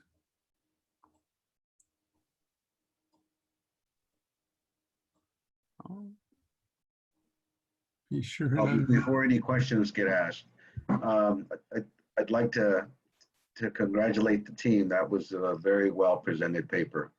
I know this team struggled to pull together all the data and information that we had, and quite frankly, work really hard to make it all come together in this last few weeks. So congratulations to them. I'm very impressed with the quality and the quantity of information and how it was truly presented. Well done. Thank you, Carl. Thank you. Much appreciated. Thank you, everybody. Hi, I have a quick question. I believe there was a requirement for deployment at, I think it was like 30-something thousand feet. Is that correct? At 1 kilometer, so basically 1,000 meters. So what was driving that requirement? And I'm curious how it helps, because that's pretty low altitude compared to what you'd actually be deploying in space. That was basically given by the customer. Actually, I could take this one. I'm actually the electrical engineering lead for the Eagle Rocketry Club here on campus. And so we had joined a competition, IREC. It's a competition where you launch a rocket to 30,000 feet. And one of the not requirements, but you can earn extra points if you have a payload and you deliver the payload. So that's where the 30,000 comes from exactly. So the stress that you see is actually like our ejection mechanism stress. But this is far in the future because we actually got canceled because of COVID, and we kind of stopped all that. Got it. Thanks. During the presentation, it was mentioned that the communication system was tested just over a distance of 40 meters. Mm-hmm. What additional work would need to be done to do that test over the desired range, which I think was a mile? Okay, so I could also take that one. So the radio's range is about 1,200 meters. So really, we just have to test them at 1,200 meters. But again, with my rocketry club, I'm also using XBs, and we were able to range test them. We tried range testing them from campus end to campus end, and there's too much noise here, so we don't get any signal just being here on campus. So we'd have to go somewhere where it's pretty flat, maybe, and empty to actually test at a mile. So really, we'd probably just have to go to like a desert and try it out there.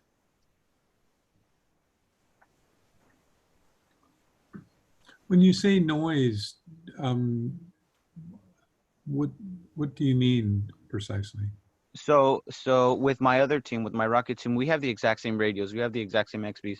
And we were able to get communication from one side of the football field to the other side of the football field. So that's about 100 meters or something like that.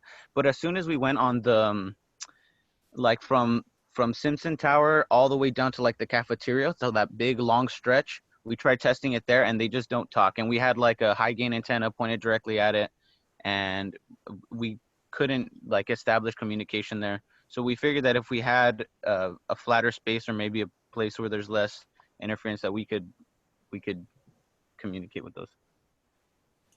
This is an RF communication system? Yeah, it's an XB RF module.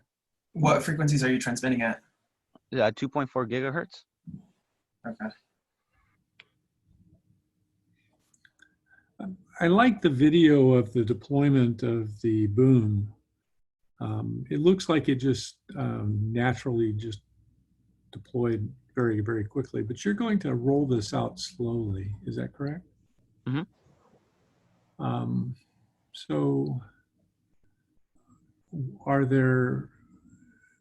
did you do any tests that looked at rolling out the boom slowly?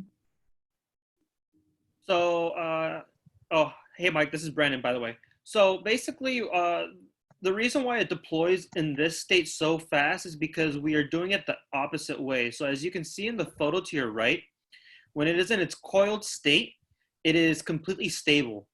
But when you hold on to the tip of that portion of the boom and unroll it, it'll unroll that fast. However, if you hold the spool as if it were mounted, so for example, if you were to squeeze the top and the bottom of that spool, it will not just shoot out. So you actually have to unroll it by hand. but when it's held onto the tip, like how I'm holding it right there, and you let it go, it unravels like that.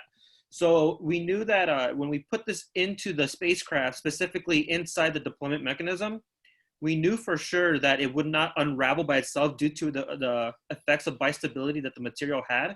And then we also confirmed that it wouldn't unravel like you see in my hand, because we did several tests where we held it on the tip and on the side of each roll, and we confirmed that it would not deploy like you see here. We just wanted to show the audience that the material had two states, where when it's coiled, it can be coiled and very, it basically it stayed in that state and it wouldn't have an erratic deployment behavior.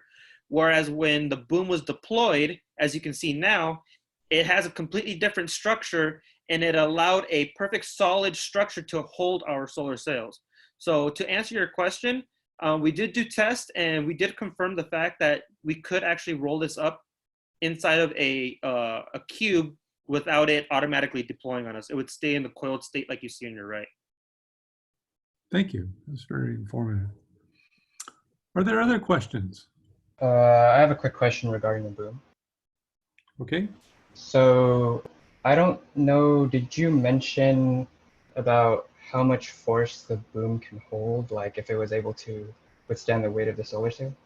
So yeah, so that's something that we had mentioned in the last slide, is that we had not gotten to the testing. We were successful in recreating the booms in the sense that we were able to get a working prototype like you see, but unfortunately we ran out of time for any sort of testing. So that is actually a task item for next year's project. Two major tests that should be conducted would be a simple tensile test and then a bending test. And where the bending test would be conducted where the tip would be a bending force being pulled by the solar sails, and the mounting point would be your fixed location. Okay, I was wondering how you would conduct the test, but yeah, you gave it to me. Thank you. Mm-hmm. May I ask a question from Eagle Rocketry, please? Sure, by all means. Thank you very much. This is Tanaz with the CubeSat organization. I'm wondering if you could explain, please, the deployment of the CubeSat, a little bit about it, how it's going to be deployed at that certain angle at 30,000 feet. And what kind of mechanism is pushing the unit actually out, and what are the errors, possible errors in that, if possible? Thank you. Okay. Yeah, I'll go ahead and take this one. So again, I'm involved with both of these teams, and one of the challenges was actually when to fire this.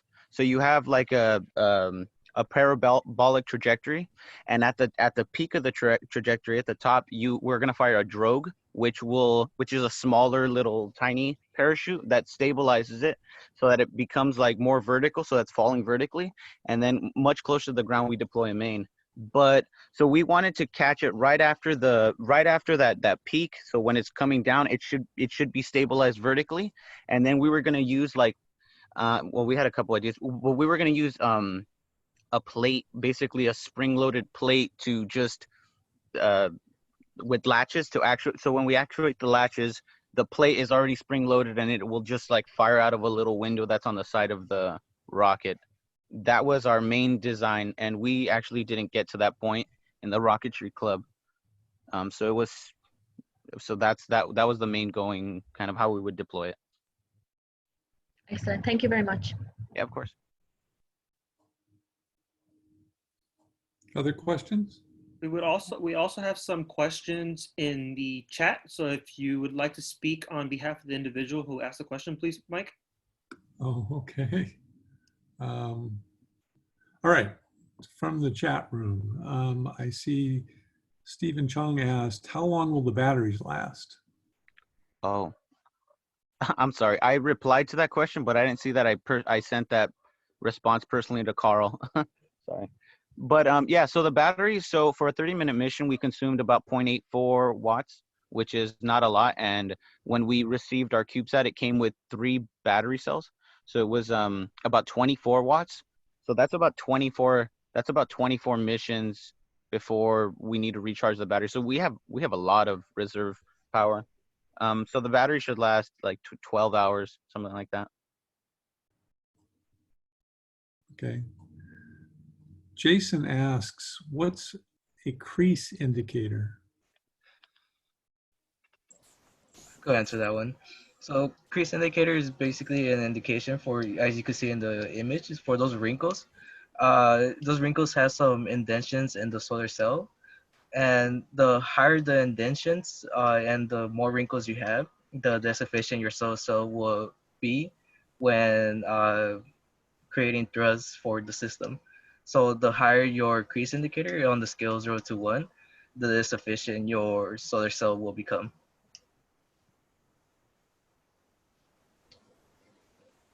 How was the number of folds calculated for the solar cell? The number of folds, there was a journal published that I got some formulas from, and then after that I ran it in MATLAB with some Euler formula, and I just saw which number of folds will have the best efficiency for our solar cell in our mission, and these were the number of folds, and after that I just implemented them into the solar cell.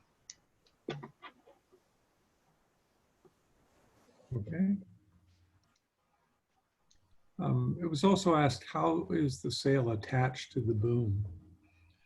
The cell will be attached at those edges. Sorry, I can't mark anything. Yeah, those edges right there with reinforced material and some rings that will be attached to the booms using some springs. But unfortunately, we couldn't do that attachment due to COVID-19, and will be left for future works. Okay. Are there any other questions at this time?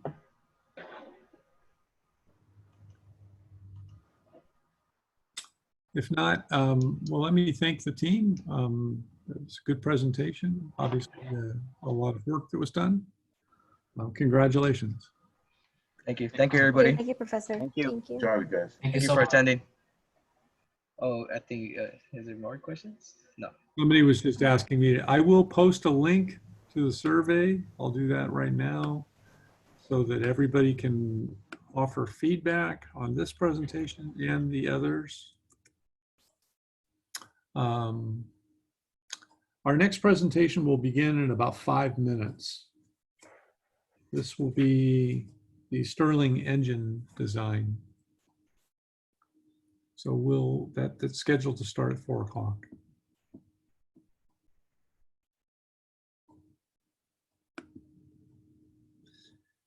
If the Stirling engine team is here, you can share your screen and put your first slide up.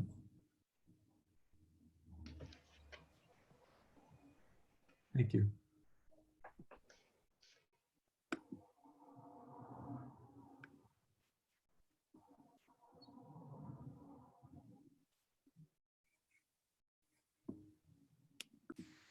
Okay, well, welcome back, everybody. This is Expo 2020. We're about halfway through this afternoon session. We've got 3 more presentations to go this afternoon. And then there's a full complement of presentations from 12 until noon, or I'm sorry, from 12 until 6 tomorrow afternoon as well.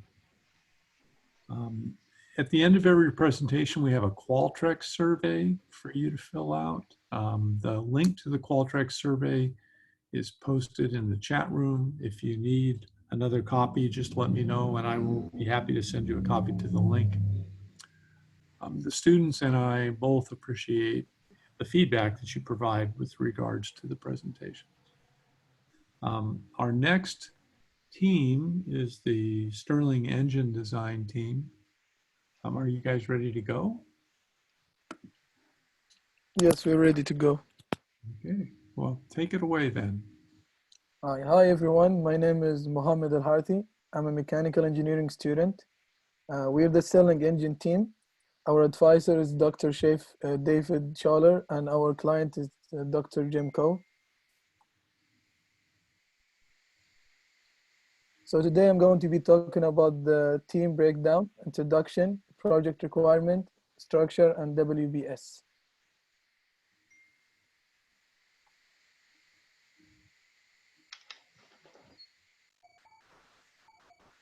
So first of all, I will introduce you my team. Our team leader is Oscar Cortez. He's a mechanical engineer. He's responsible for experimental setup and creating part list, lab manual, and experimental procedure. And then we have Jonathan Loris. He's an electrical engineer. He's responsible for real-time data collection and troubleshooting guide for data acquisition system and hardware. And we have Julio. He's an electrical engineer. He's responsible for sensor selection and testing and data acquisition system selection and testing. So our objective is to design and develop an experiment for the thermodynamics lab that help the student understand the fundamental of thermodynamics. This experiment is a perfect tool for the student to understand the first and second law of thermodynamics. Our approach is to create an experiment that records volume, pressure, and temperature from a Stirling engine. So we researched various sensors and setups to satisfy the lab safety requirement. We selected sensors, softwares, and data acquisition system hardware and integrated them into the Stirling engine. We test and validate our experimental setup through rigorous simulation of experimental process. So our requirement for the dimension, we were looking for something that can be easily stored in the thermodynamics lab. So this is the dimension of a cabinet in the thermodynamics lab. For the weight, it's just something that can be carried by anyone. For the time duration, this is based on how many groups in a lab. Usually there are 5 groups in a lab, and the duration of a lab is 2 hours and 30 minutes. So our experiment setup is designed to handle 5 trials in a row, 30 minutes per trial. For the heat source, for safety regulation, we're required to not have an open flame. And our budget is $500. And sample data rate, based on initial testing, we're thinking 100 data points per cycle is sufficient enough to get a clear PV diagram. This is our work breakdown structure. And the next slide is, this is the schedule. This is how we keep track of everything and make sure we're on track all the time. And now I'll pass it over to Jonathan. Thank you, Mohammed. So for our deliverables, we actually instrumented a Stirling engine.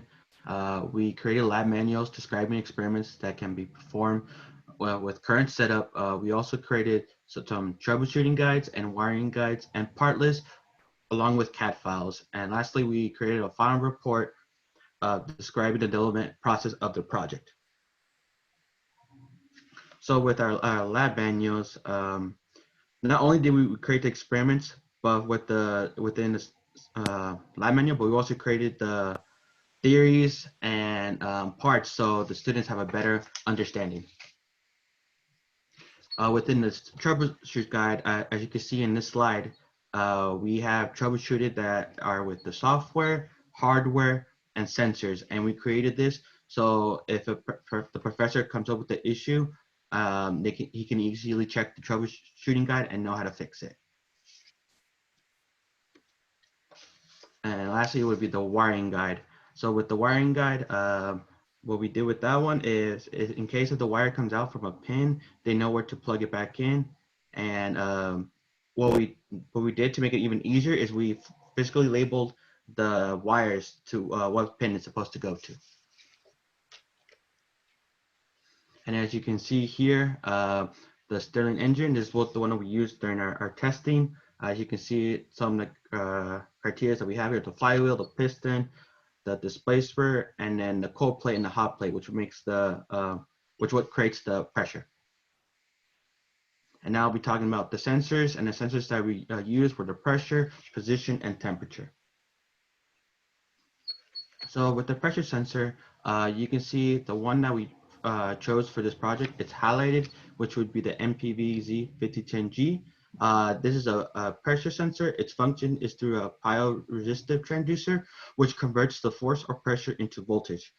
We did encounter some issues, but we solved it by inputting the correct voltage equation. And once this was resolved, testing was simplified for the pressure. For the position sensor, as you can see, the one that we chose is the one that's highlighted, which is the GP2YOAF15X. Its function is to emit the light and receive the reflection from the target. Issues that we encountered during this sensor was that the data sheet was a bit difficult to understand, but after giving more thought to it and contacting the manufacturer, we were able to figure out by inverting the voltage output given, the data is given in millimeters. Next would be the temperature sensor, and as you can see here, the highlighted one would be the one that we chose for our final one, which is the H240 thermal. It is a data logger that utilizes two thermocouples. Voltage is created when there's a change of temperature, and it's simple to use, and it's available in the thermal system labs. And now I'll pass it on to Julio, who will talk about the microprocessors. Thank you, Jonathan. So for the course of the project, we were looking at 3 different microprocessors: the Arduino Uno, the National Instrument MyDAC, and the one we eventually selected, which is the LabQuest Mini. Here's a little comparison table for the 3 softwares. Arduino Uno uses its own native Arduino hardware. National Instruments MyDAC uses the LabVIEW software, and the LabQuest Mini uses a software called Logger Pro. All 3 data acquisitions are fairly small and portable in their own respects. And they have a very similar output voltage between 0 to 5 volts. For the Arduino, the National Instruments uses 0 to 10 volts, and the LabQuest Mini uses 0 to 5 volts. This was important because when we decided to pick on a sensor, we wanted to have sensors that could be used on either of the 3, so we kept within a 0 to 5 volt range for each sensor. The cost of the Arduino is the cheapest one at $22. It also has the smallest sample rate. Next would be the highest one would be the National Instrument MyDAC. It's at 371, but it also has 5 times more sample rate than the next one, LabQuest Mini. While the LabQuest Mini is 169, more in the middle of both sensors, it also has a pretty good sample rate at 100 kilohertz. So firstly, there was the Arduino Uno. This is where we started all our experimental phases of any sensor. Unfortunately, as we went through sensor after sensor, we found that Arduino would fall short of our project requirements, the requirement being collecting 100 data points per Stirling cycle.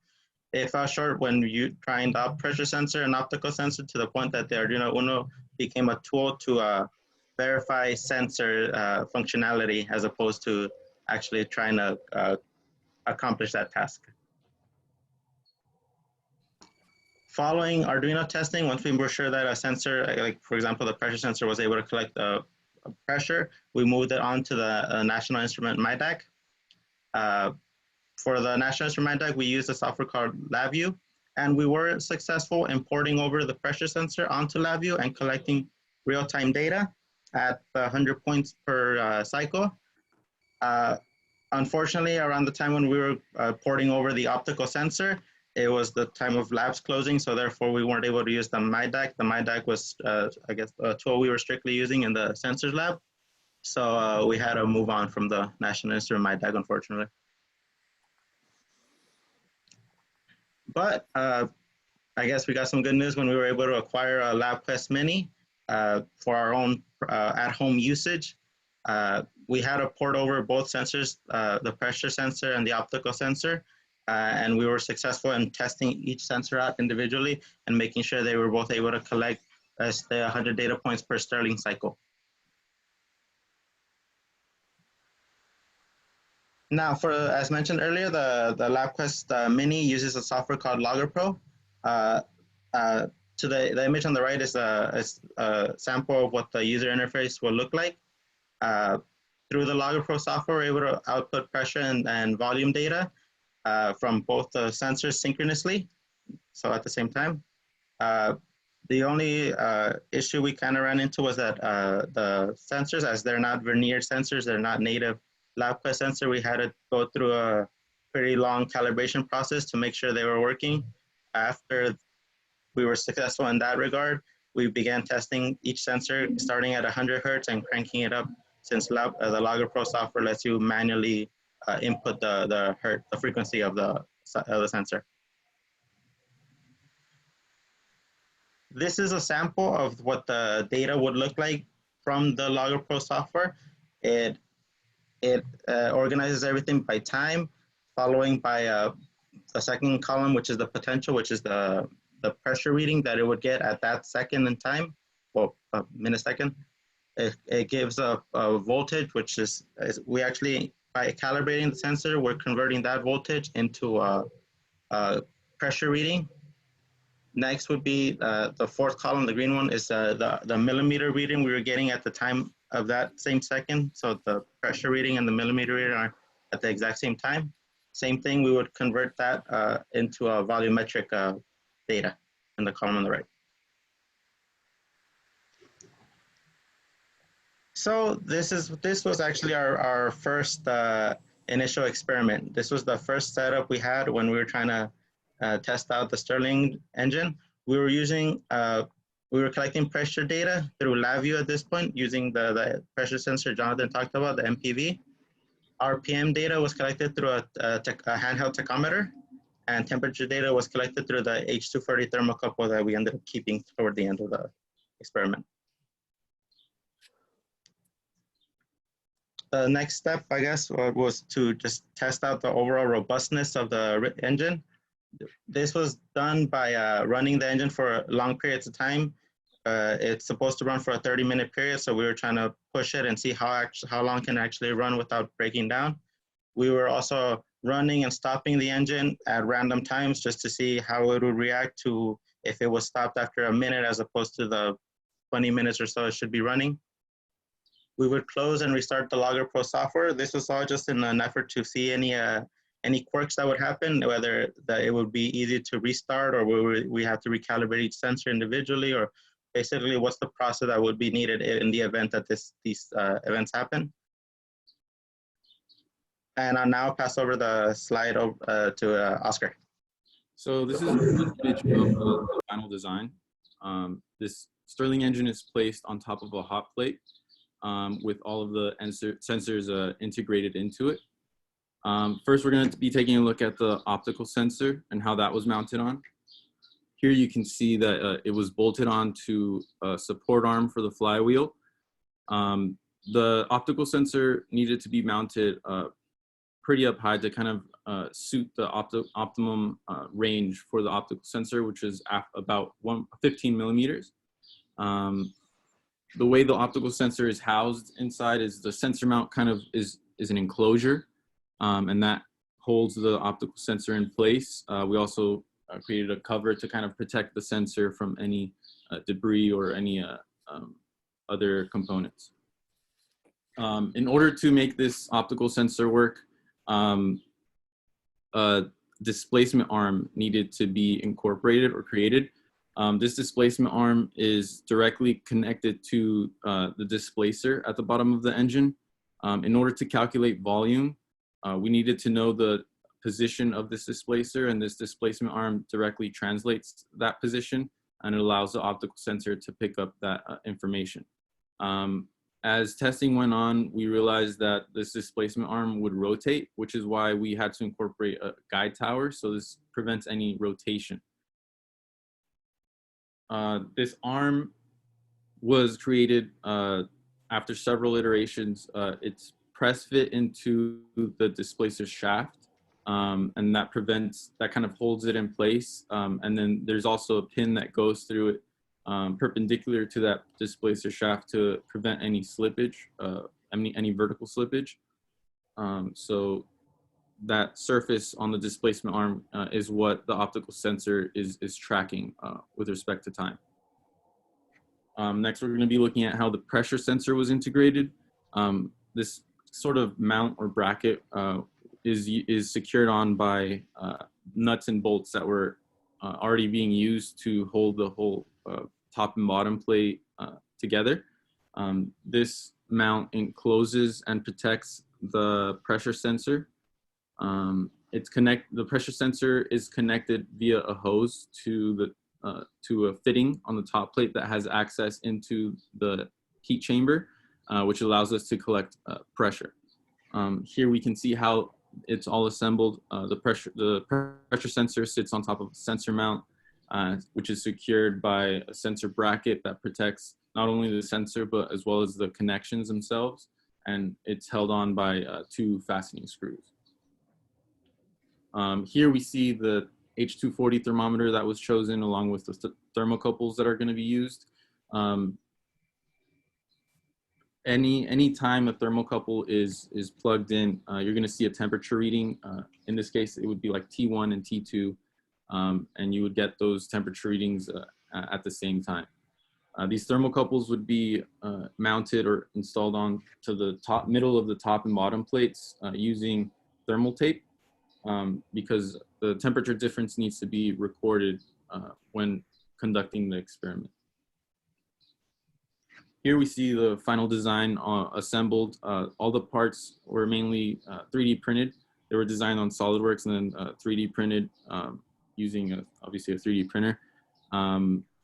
So this is what we ended up testing with when we started collecting data and running our robustness testing. Here we see the experimental results. So we were able to get a pressure versus volume graph used from the data collected from those experiments. The area inside this pressure versus volume graph gives us the work that this Stirling engine produced, which in this case was 27.24 millijoules. We had a theoretical value of 1,834.6 millijoules. That's basically an ideal Stirling engine with no losses, such as losses in friction and heat, as well as like the efficiency of the regenerator. From this, we noticed that the efficiency of this particular Stirling engine based on our results was about 1.47%.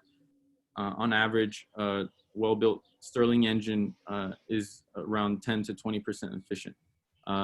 Our efficiency is pretty low, I guess, because it's such a low-cost engine that the Stirling engine's regenerator is not as efficient as other ones. Here, this is how we calculated the ideal Stirling engine cycle, the work produced by an ideal Stirling engine within the cycle.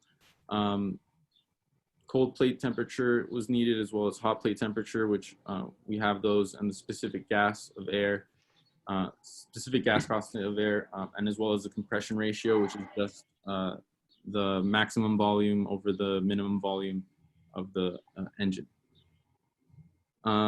So the team was able to successfully design and develop an experiment that demonstrates the fundamentals of thermodynamics, complete with supporting usage documentation and educational guides. The process included developing an approach with detailed work schedule, design, fabrication, assembly, as well as testing and evaluation. Big thank you to Dr. Wan for allowing us to use, or for giving us data acquisition guidance and allowing us to use and test with his National Instruments hardware. Also, thank you to Dr. Raymond for allowing us to test with his LabQuest hardware throughout the semester. Mainly throughout like this whole epidemic, we were able to get a lot of work done at home with his equipment. And a special thanks to Dr. Scholler for his dedication in challenging and guiding us throughout this whole project. Any questions? Okay, thank you, team. We have ample time for questions. Who would like to go first?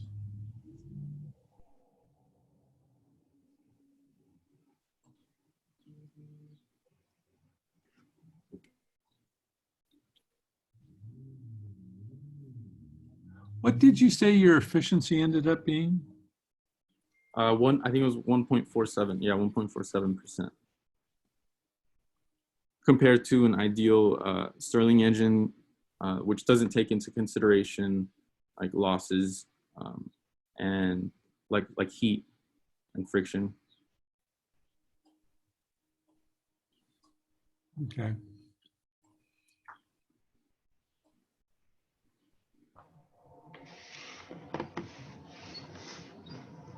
Hi, I have a question regarding the data acquisition system. Were there any difficulties troubleshooting for regarding noise, and how is it process handled?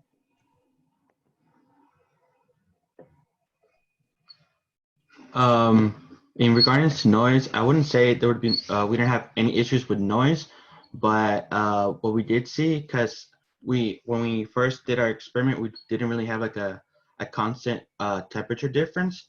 So we used like a cup of boiling water on the bottom plate, which is the hot plate, and just like room temperature on the top plate, which is like the cold plate. And as time passed by, you can see like from the difference between 1 minute and 3 minutes increased a lot more.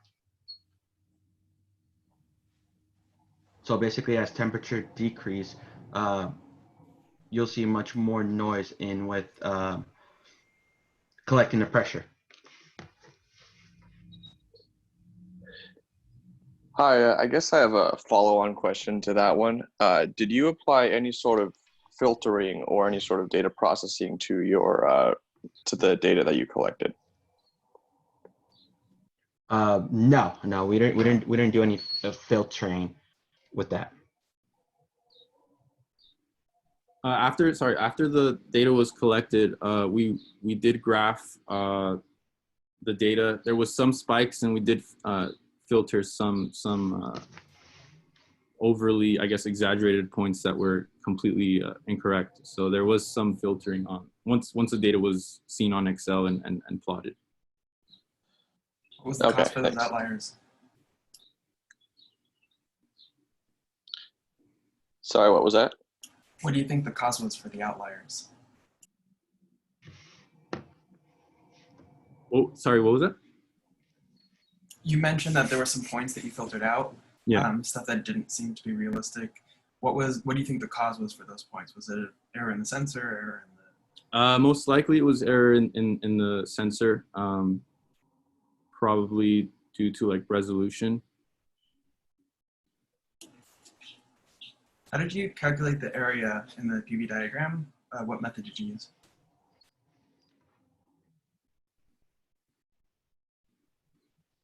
We just integrated the area under the top curve and then subtracted that from the area under the bottom curve. So you separated the curves and then did like a curve fit? Yes. I calculated both areas and subtracted the one from the other. Thanks.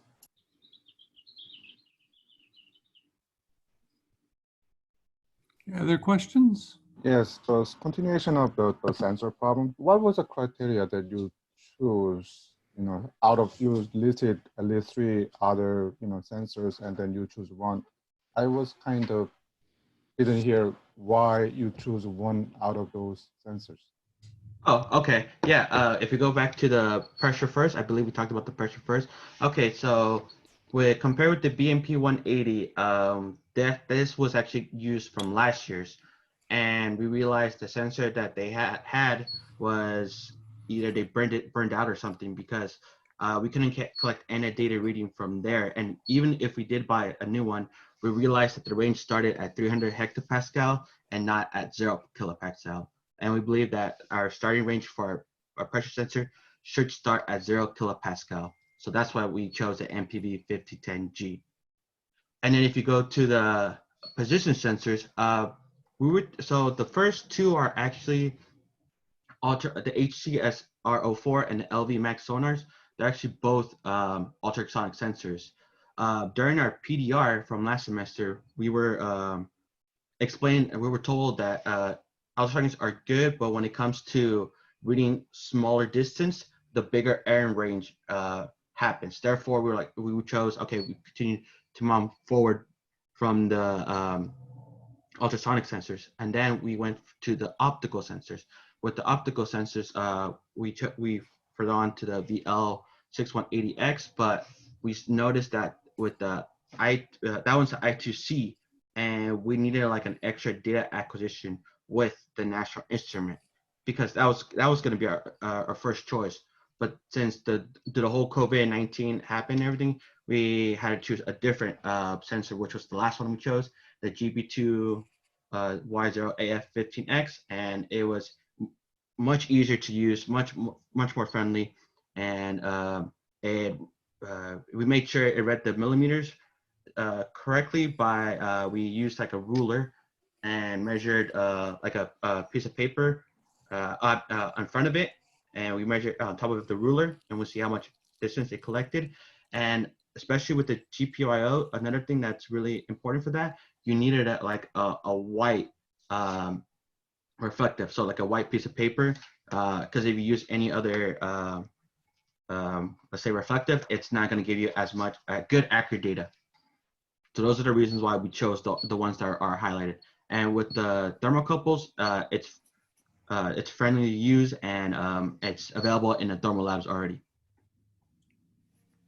Let's go back to the previous slide. Position sensor, but let's say VL, you find out that's a much better, spec than GP. You simply choose that because it's easy to implement.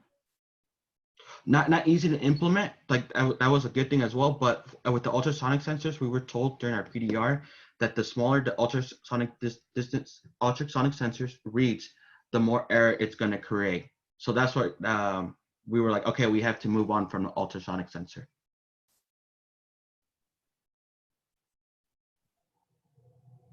Still have some kind of confusion there. So because of the previous, the optical has a 0 to 100 millimeters, which is a much narrower range than 1.5 centimeter to 15 centimeter, which is 15 millimeter to 150 millimeter. And resolution, I think it's similar, and response time is much better.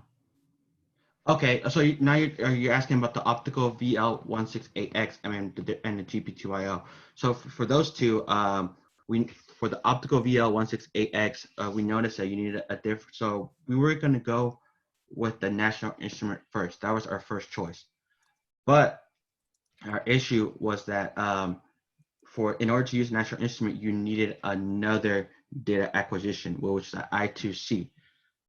Basically, and it's going to be way more than what we had for the National Instrument University kit. But then when the COVID-19 happened, we had to change on picking our optical sensors, because we couldn't even take the National Instruments home due to that it was in the sensor lab. Therefore, we had to pick something that was much more reliable to take home. So we had to do more research, and therefore we picked on the last sensor. It's easy to take home, and it could be used. It didn't need like another extra data hardware as well too.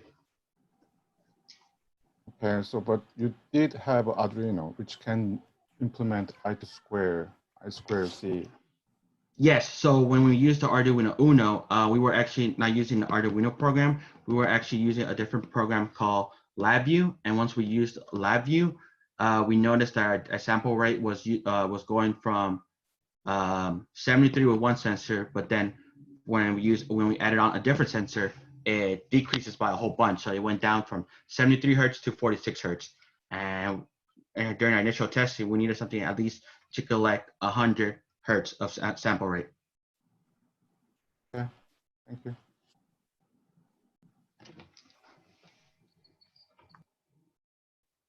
Any other questions? Okay, if not, well, congratulations, team. Job well done. Not such an easy thing to build and get to work, as you've learned. Thank you. Thank you. So our next presentation will start in just about 10 minutes. This is the Project Mexico team. So please stay with us, and welcome back. This is Expo 2020, Cal State LA's first all virtual expo. We've got a couple more papers this afternoon. The next one is going to be the Project Mexico team, followed by the Formula SAE team. And then we have another set of presentations tomorrow.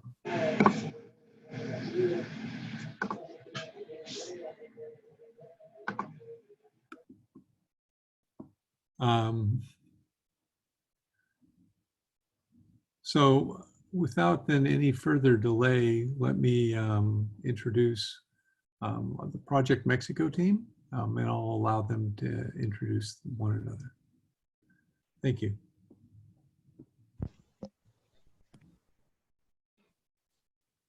Okay, I'm gonna go ahead and begin. Good. Perfect. So we're Project Mexico Solar Power Monitoring System, and I'm gonna be doing the background.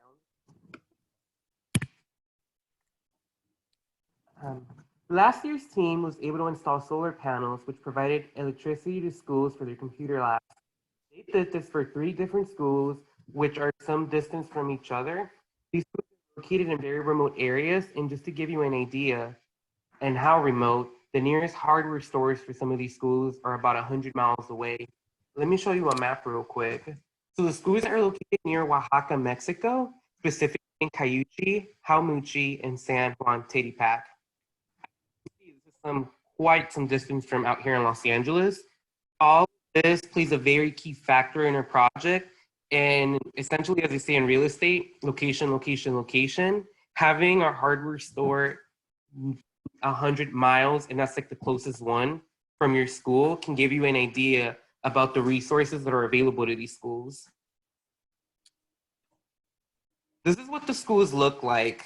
They're made out of concrete and don't have much of the amenities that we are accustomed to here in the United States. Populations of these schools where they're located are very low, which is why the schools aren't very big. Also, when I said rural, this is kind of what I meant. This picture is an actual representation of one of the schools, and this is exactly how all 3 of the schools look like, where they're located at. And the fact of the material that they're made out of concrete is another key factor that played a big role, which we're going to talk about later. A little background behind these schools is that they serve kindergarten and 8th grade. These schools are located in impoverished areas where students tend to drop out after the 8th grade. As you can see in the picture, some of these students go to school without shoes, and for many of them, it's the first time they're seeing a computer. And it's not just the students, but the teacher as well. And this plays another major key factor for our project, as these teachers don't know how to operate or the basic functions on how a computer operates.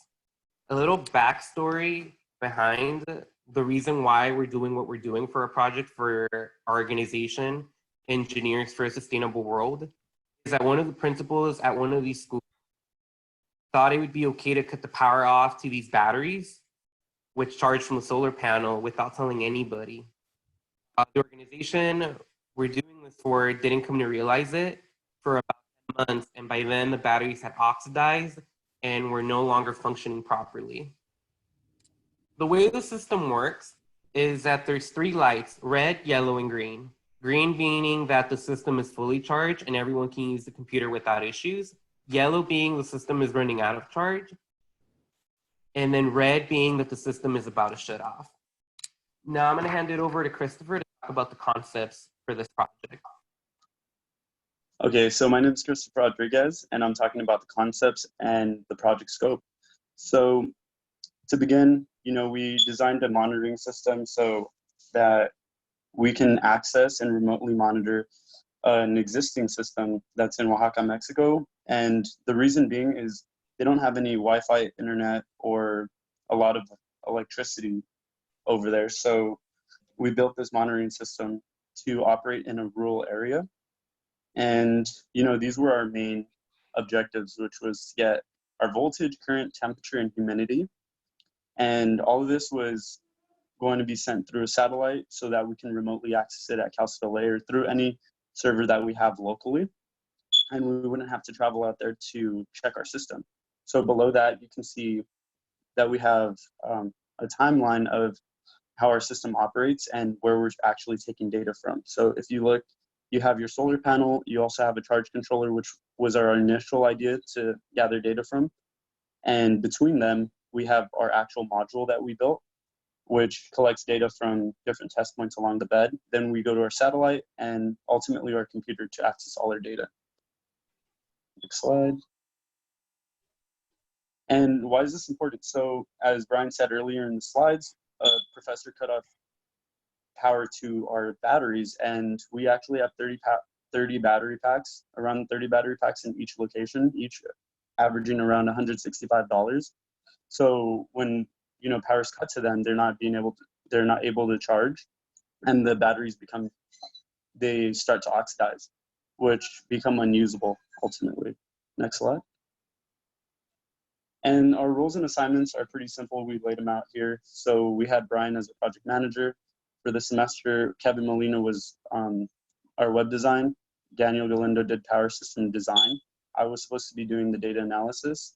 Ramiro was supposed to be doing the assembly, Esteban our research, and Kevin Reyes was our communication and transmission. Next slide. And our deliverables were basically laid out for the entire year or semester. And our goals and our deadlines are shown here. We did accomplish a lot of our goals and our deadlines within the first 2 months of the semester and throughout a lot of last year. And yeah, we weren't able to completely finish. So next slide. And now I'm going to hand it off to Kevin Molina, and he's going to tell you guys about the design overview. Hello, everyone. I'm Kevin Molina. I'm going to be talking about the design overview of our project. Next slide. So before we get into our design overview, I'm just going to list out our requirements that we were asked of. So the first thing was to build up the test bed. We were allowed access to a scaled prototype of the power systems that are in Mexico.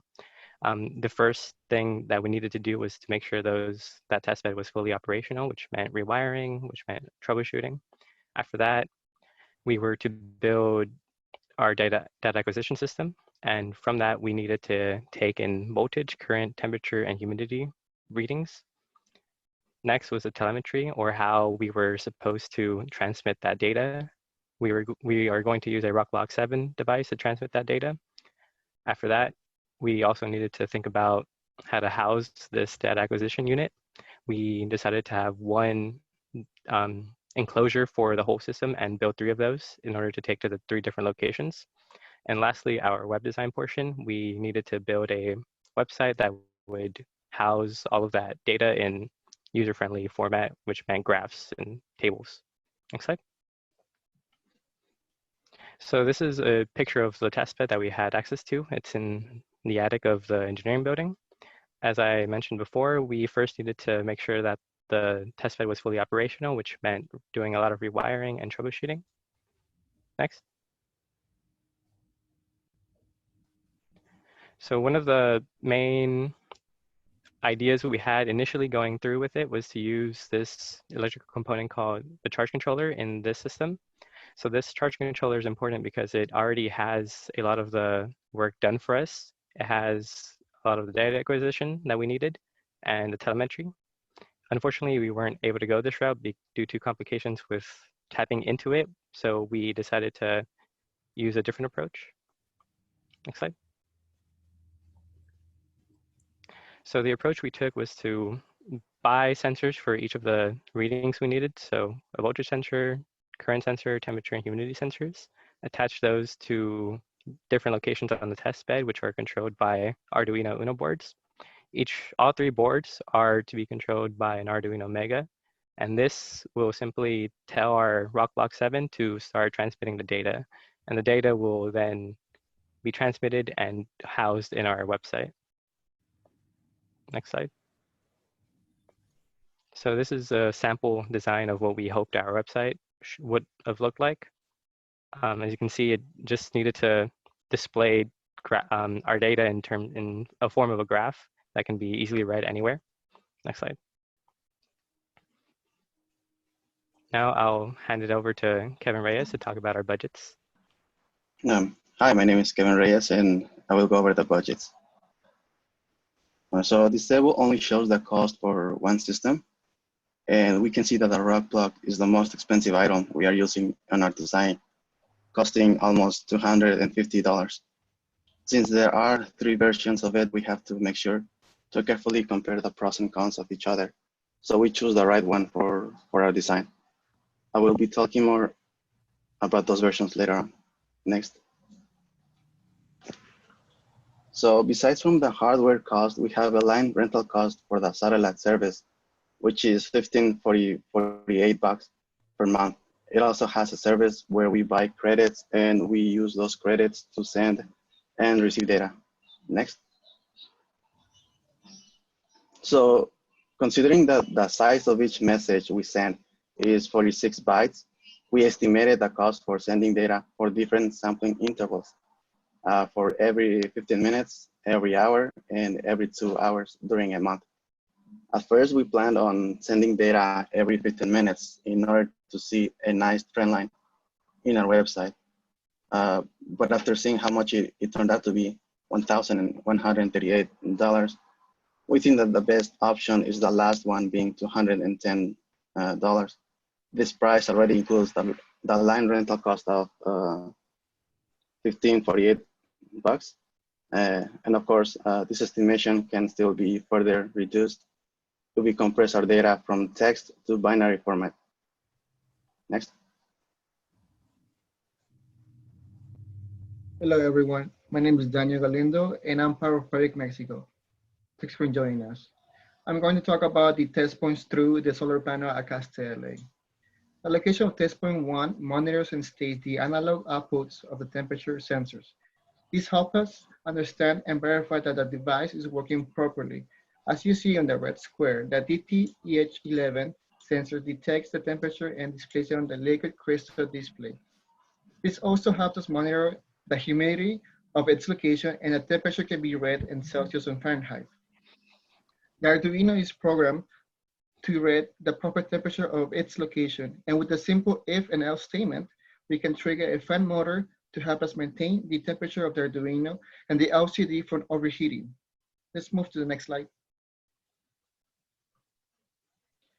Test point 2 location helps us track the output of the maximum power point tracking, also known as the charge controller. The charge controller is a smart pulse width modulation that optimizes the connection between solar panels and battery. As you can see on the slide on the red squares, the voltage and AC sensors are located at the output of the charge controller. This helps us detect and measure the DC and AC voltage levels. These measurements are very important to maintain the proper values and to ensure the safety of the operation, since reference voltage of signals may drift over time due to temperatures and environmental factors. Next slide, please. Test point 3 reads the input values from the charge controller. These values vary from 50 volts to 75 volts. This value must be taken in consideration, which could lead to having a very bad day. As you see in the red square, the SCTO13 is a transformer current sensor that measures an intensity of the current that crosses the conductor without needing to modify the conductor itself. Due to COVID-19 crisis, we were unable to complete this test point. Next slide, please. In this slide, I'm going to talk about the I2C communication. Since microcontrollers have a unique address, this allows us to configure multiple addresses to a master device. This master device generates clock and data signal. The I2C bus is a great option to synchronize communication with a transceiver. In this case, our transceiver is the rock block 9602. This was Daniel Galindo, and I'm going to pass it to Kevin Reyes.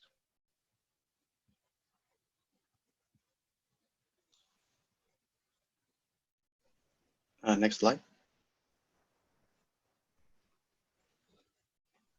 Next. Okay, so what is rock block? It is a module which contains an iridium transceiver that allows us to send and receive data from anywhere in the world by using the iridium satellite. This device, we can use this device in places where we don't have access to a Wi-Fi or GSM network. Next slide. So here we can see a diagram showing how that data travels, going from the rock block to the satellite network in space. Then the satellite send the data to one of the Iridium ground stations on Earth. Then it goes, the data then goes to the Iridium servers and finally ends up in either an email or a website. Next slide. So as I mentioned before, there are 3 versions for the rock block. The rock block 9602 is mostly used for prototyping due to its simple design. The rock block plus is made for external installation. It is waterproof and it can be mounted on a flat surface, but it has an RS232 serial interface, which is different from the UART interface we are working with. And also it is a little bit more expensive. On the other hand, the middle one, the rock block 9603, seems to be more promising, and we might use it at the end, since it's way smaller than the other 2, and we can install an external antenna thanks to an SMA connector. Next slide. Here we can see the SMA connector, and also there's the external antenna. Next slide. So for a prototype, we used the rock block 9602, and we ran some tests. Luckily, we were able to have communication with the Iridium satellite, but unfortunately, because of some restrictions due to the COVID-19, we were able to do this much. Next is logistics by Ramiro, by web design. So, right. So I'll be talking about the progress we've made as far as the web design part goes. So as I mentioned before, the other part of our project was to create a website that will host the data we are acquiring from the system into forms of plots and graphs. The data that we are gathering needs to be viewed from anywhere in the world without having to actually go to Mexico to be able to assess the system health. Next slide. So the website is fully operational, as in right now it's already hosted. It was built using HTML, CSS, and JavaScript. Below is just the image of one of the pages from the website. It's what it looks like right now if you were to go to it. Next slide. So from the website, we have different pages for each of the test locations. So we have 3 different places where we're acquiring data from: Coyuche, Hamuche, and San Juan Tetepac. We have a separate page for each of the 3 locations, which will have its own set of graphs. And it's really easy to navigate. The website right now, it's hosted on csulaprojectmexico.com. It's fully functional. Anyone can see it right now. The only things that we weren't able to accomplish due to our restrictions were to get real data from our rock block to populate the website. Right now, if you go to it, all that you'll see is dummy data and the graphs, but we have set all of the dependencies to make sure that in the future it'll populate real data. Next.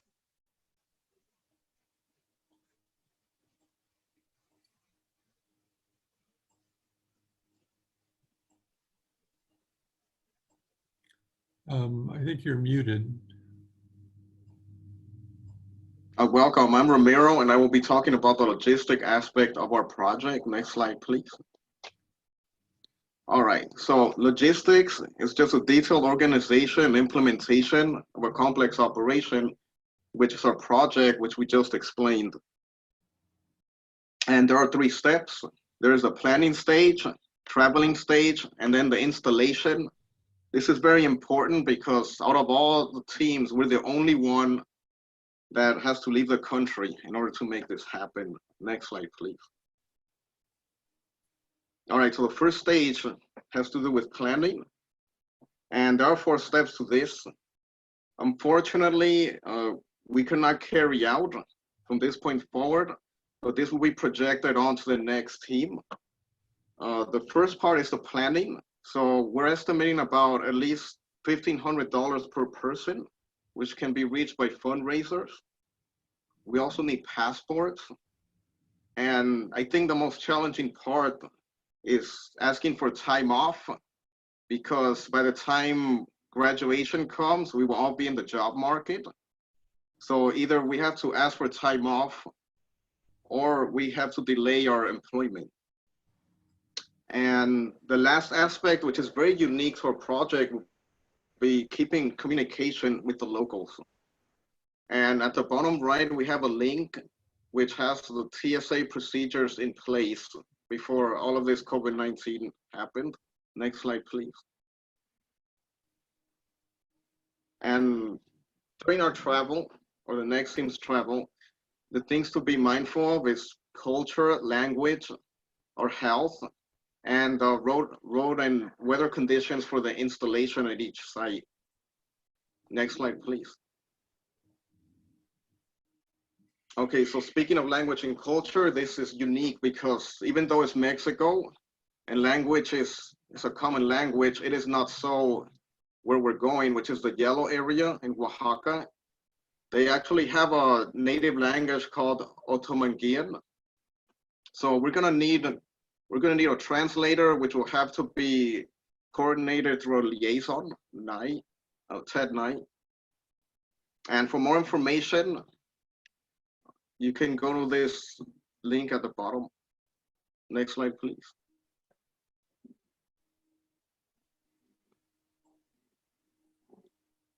Next slide, please. All right, so as I was talking about the sites, we have 3 of them, and here's a geographical representation between them, with Tetepac being the furthest away. Our projection time is 2 weeks. That's about 2 days for installation, with a day of travel in between and a couple days for installation. So that makes for a full 15 days, assuming everything goes as planned. And this concludes the logistical aspect of our project. Next, we will have Esteban explain our conclusion. Hi, my name is Esteban, and I'll be going over the conclusion. So to summarize, our main goal was to remotely monitor the health of the power generation systems. This will help predict points of failure and extend the life of the overall system operation. For example, one of those failure points could be the battery degradation. Next slide, please.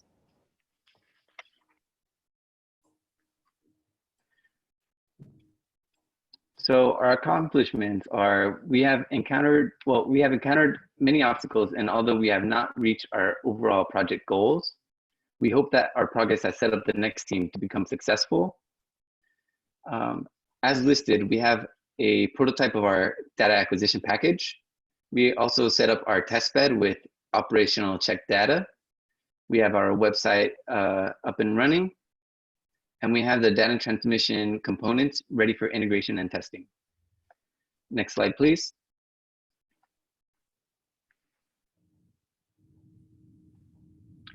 So moving forward, the next team will install these components on the test bed and go into testing our design. So in the figure, you could see that is, you can see our proposed placement of our testing, for testing our package. And from there, they will hopefully won't have too much work to make the design operational and further make improvements. And that concludes our presentation. Okay, thank you. We have lots of time for questions. Who would like to go first?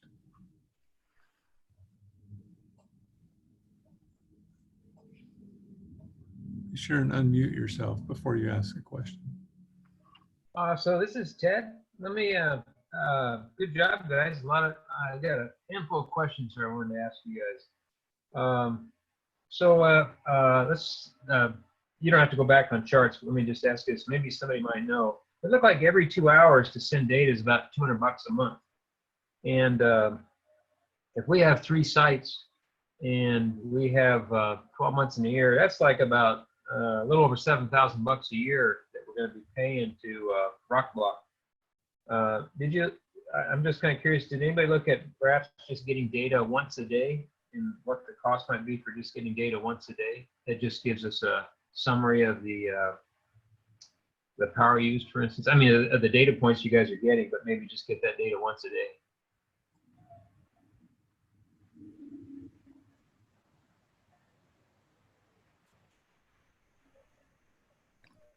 I know Kevin Reyes had looked at that data, but I'm not sure if he looked up to see if it was once a day. I'd imagine it'd be a lot cheaper.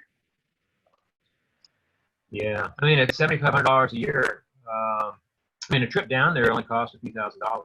I mean, you guys found that out, $1,500.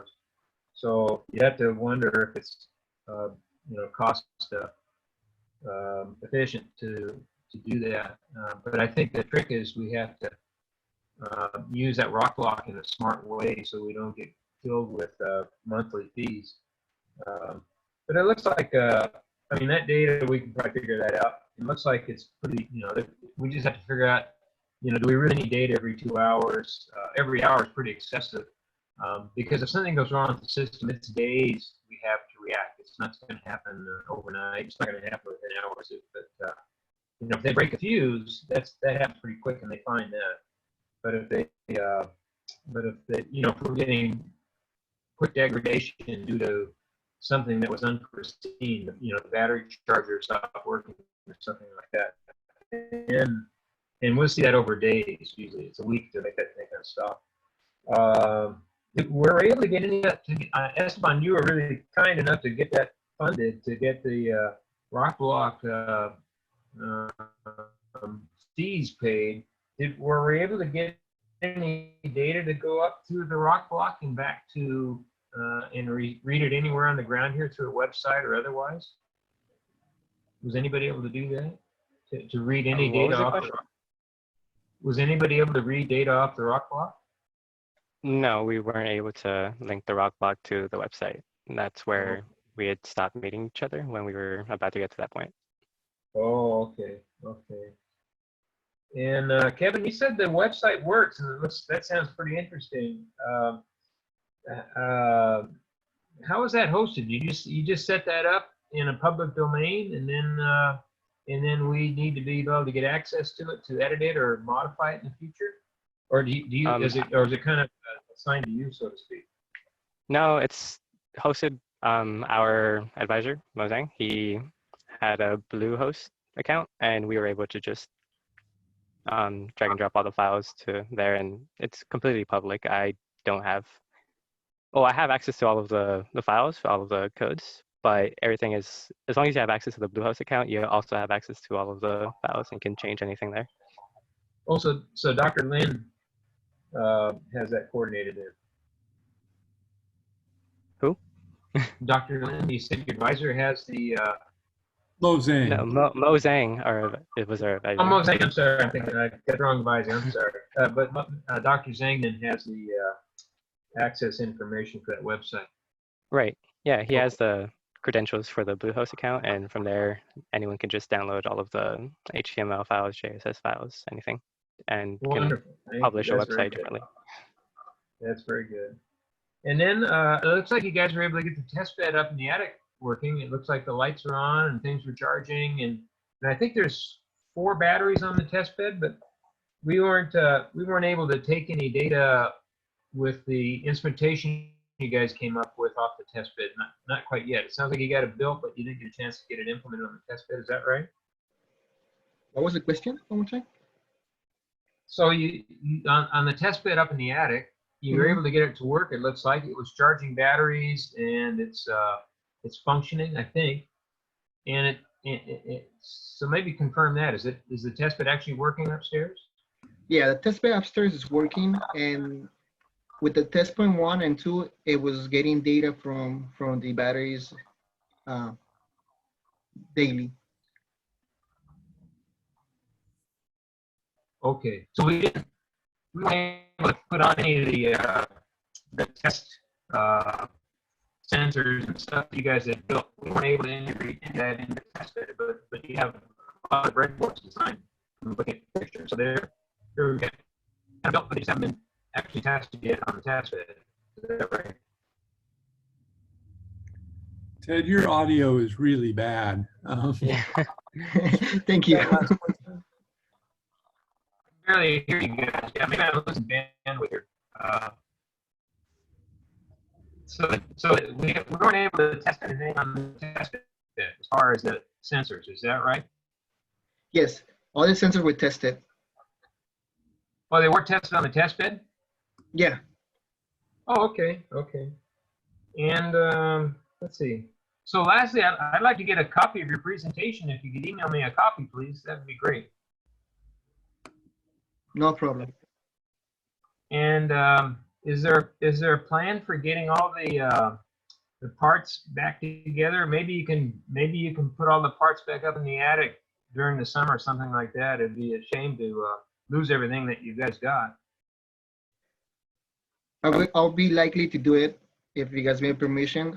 I'll even finish test point 3 because yeah, we need to coordinate that, but please coordinate that with me. No problem. Okay, that'd be good. That'd be good. Yeah, otherwise we'll lose it and we have to start over from scratch again. So Daniel, you'll coordinate with Dr. Thorborn to get the equipment back then. I'll do that. Okay. That's it for me. Good job, guys. I think I learned a lot, and we got to get our architecture in place. It's just we kind of got trapped up in this virus thing, so it looks like it came together though. But we can't do that unless we're all meeting. So anyway, good job. Thank you. Thank you. I think next year you'll have to augment the internet connection to Professor Nye's house as well. We could give you a rock block. Okay. Thank you very much. Are there any other questions? We have just a few more minutes. Okay. If not, well, congratulations, team. Good job, well done. Can I give a special thanks to Mosang and to the leads, Kevin and Brian? Thank you so much for your help. Thanks, Daniel. Thank you. Thank you. A great job to my whole team. Great job to, Ted Nye and Mo Zhang for being very accessible and really helping us out throughout this entire academic year. I know it's been stressful, especially when you guys have a lot of other things going on. You're dealing with different projects, especially with Mo Zhang. I know he was dealing with projects that didn't even have to correlate with each other, very unique in their own design and things. So I just want to thank everybody for the contribution, and I want to thank the audience for all the good feedback and the positive vibes you guys have been providing out throughout this presentation. Thanks, Ryan. I'm going to go ahead and give the screen sharing. Is that okay, Dr. Thornberry? Yes, please. Thanks, team. Be safe. Okay, the next presentation will start in about 5 minutes. This is the Formula SAE team, and this will be the concluding presentation for today's session. As a reminder, there is a Qualtrics survey. Please fill it out and to provide the students and me an assessment of your thoughts as to how the presentation has gone. I just uploaded another link to that Qualtrics survey in the group chat. Okay, so we'll begin the next presentation in just about 5 minutes.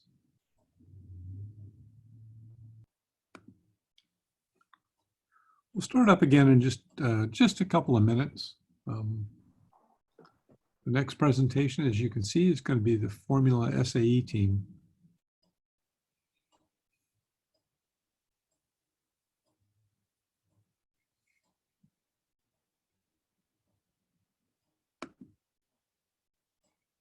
Is everybody from the team in the room at this point? We might be missing a couple of members right now. Let me see. I'll double check. No, I think we're here. Think we're all here? Yeah, from the SD team. Yeah. Okay. Yeah, we're all here. Okay. All right. Just about 1 minute then.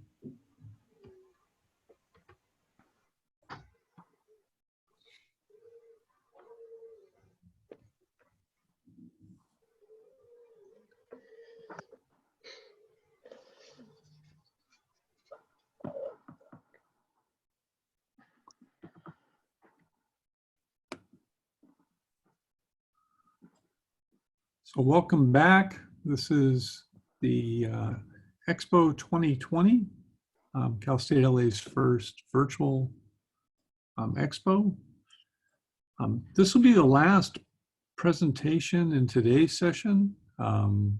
We have a full complement of presentations tomorrow, beginning at 2 o'clock in the afternoon, lasting until 6. And then that will be the last day of the Expo 2020. I encourage you to come to as many of the sessions as you're able tomorrow and support the students and the advisors and just help make the activity as best as it can be. If there are no initial questions, then I think that we're ready to begin. Let me welcome the Formula SAE Engine Integration team. Thank you, Professor Thorburn. Good afternoon. My name is Christian. I will be introducing the Formula SAE Engine Integration team. In the team, we had myself, we had Rafael Castro, Enrique Hernandez, Rene Santiago, Colin Schwong, Alexandro Castaneda, and our faculty advisor, Christopher Bachman. So as I mentioned, I will be introducing the team. A little background about Formula SAE. We are a college competition series that focuses on developing a one-person Formula style vehicle, much like the ones that are pictured on the image to the right. We focus on testing the vehicle's acceleration abilities, cornering abilities, and mixing those two together to do a durability test, which we call endurance. It's about 13-mile long race. That's about half a marathon, and that tests the ability of our vehicle to be able to stand up to the stresses that it might go through in an actual competition style like that. We also focus on the marketability of our vehicle, but that's beyond the scope of this project. That's just something that was just to be mentioned. As mentioned earlier, we are incorporating a new engine this year. Usually the team has used a Honda FSC 600, twin-cylinder CVT-driven engine from a scooter, which is pictured to the left.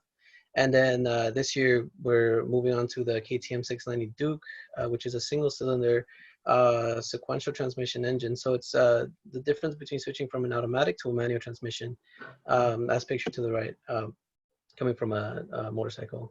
The scope of this project, as mentioned earlier, is the suspension, the drivetrain, and the powertrain, and the electrical, which will all work together and will be incorporated in the rear end of the vehicle.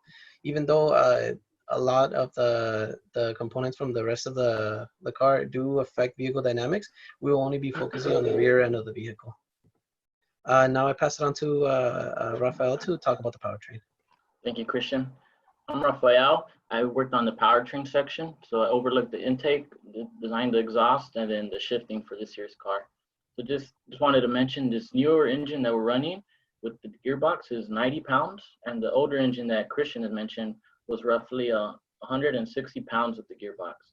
So we decreased in size, but at the same time, we increased 100 cc's of displacement. This will give a good power to weight ratio, something that we desired. So to the right, we have the plenum. Before the plenum, there is a restrictor, the plenum, and then there's a runner. It goes into the head of the engine. And then coming out of the head, you have a header and you got a muffler. Next slide, Christian. So these are some of the specs. We're going to be running a 28mm throttle body. Restrictor diameter is per FSAE rules, which is 20 millimeters for gasoline. And the plenum is roughly 1.5 times larger than our engine displacement. Plenum is basically just the reservoir for fresh charge entering the engine. It's going to be an 8-inch runner and then a 1.8-inch inner diameter for the intake system. For the exhaust, it's going to be roughly 2.84 feet. It's going to be 1.5 inch inner diameter, stainless steel 304 for its workability. The sound requirements we have to meet at 1600 RPM, 103 decibels level C, and 5500 RPM. We have to meet 110 decibels level C. Next slide, Christian. So this is a cam geometry of the stock 690 camshaft. To the right, mainly we'll be dealing with the intake system, which would be the blue line, and then the exhaust system would be the black line. So we have roughly 228 degrees of duration, and this is basically our working time for both for the intake. And then for the exhaust, we have roughly 211 degrees of duration, and that's basically our window of when the valves open and close. When these valves open and close, pressure waves are created, and it's basically the timing of the pressure waves to increase airflow into the engine and to increase airflow away from the engine, which is also considered scavenging. Next slide. So this is the runner lengths. So the runner lengths are dependent on the timing of the pressure waves, as I mentioned. So we usually want to have a bigger differential in pressure between the differential and the exhaust, or either the combustion chamber and the plenum. So we want to have more flow into the engine and more flow out to the engine.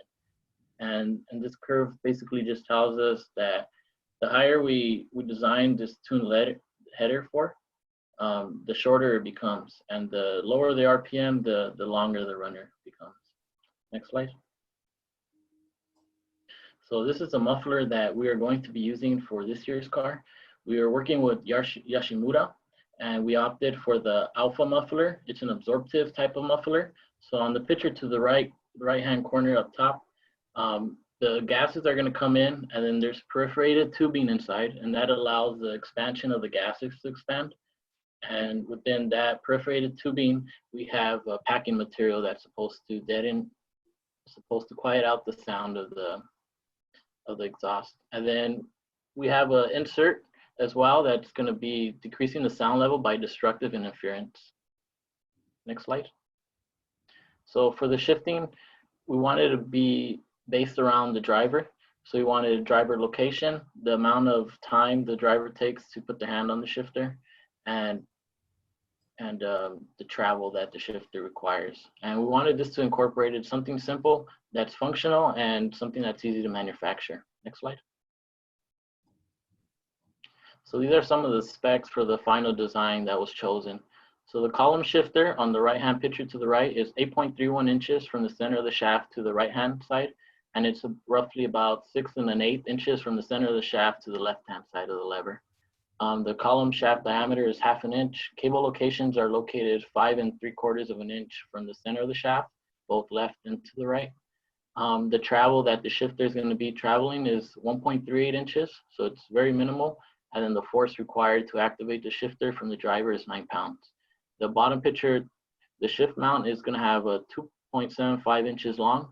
It has required 20 degrees of shaft angle, and that accumulates to roughly a little under 1 inch of travel with 13 pounds of force. Next slide, and then I hand it off to Christian for electrical. Thank you, Rafael. So as Rafael mentioned, I will be talking about the electrical subsystem. The main job for the electrical subsystem is to make sure that the engine control unit, the ECU, communicates with the engine sensors and the control. So we have to make a harness that's made out of wire and pins that not pictured, it's just simplified so that way you can get a better idea. We also have to tune the engine so that it could run, make sure that the engine works, and we also have to tune the ECU to make sure that it runs with a 20mm restrictor, as mentioned by Rafael, which is part of the rules. Shown to the right, that is the actual map that we were using. It's a fuel map. That's something that is still being worked on, but that's just just to show how it looks. Underneath, we have a loop of what basically happens when there's driver input. The ECU gets the input, and according to what the sensors and the control sensors are doing, the engine performs, and we get the big vehicle output. These are some of the requirements.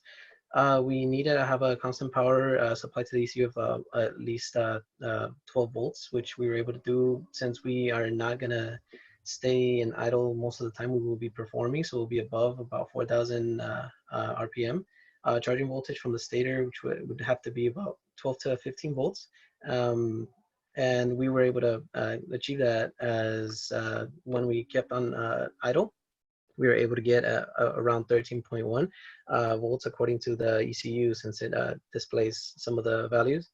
We also had to have overcurrent protection just in case there's any type of issue with the electrical, with the wiring. We needed at least 10 fuses for each component, and we were able to achieve that. Plus, we have about 4 extra slots for any future expansions if in case we needed to add any more sensors. And then the necessary safety features, which would be the kill switches, which I will demonstrate in the next slide, which are necessary by the rules of Formula SAE. All requirements are compliant to the requirements. So as mentioned earlier, this is a visualization of what the wiring looks like. We have the stator, which provides the power to the rectifying that goes through the master switch, which allows the power to flow through the both kill switches. So one of the kill switches is triggered, then the power does not go to the power distribution block, and the power distribution block goes out to the ECU plus any other sensors that require it. The top and the bottom, the top is the feedback controls, and then the bottom is the controls for the engine. So it just includes the fuel pump, the injector, and then the smart coil, which controls the spark plug and controls the spark of the engine.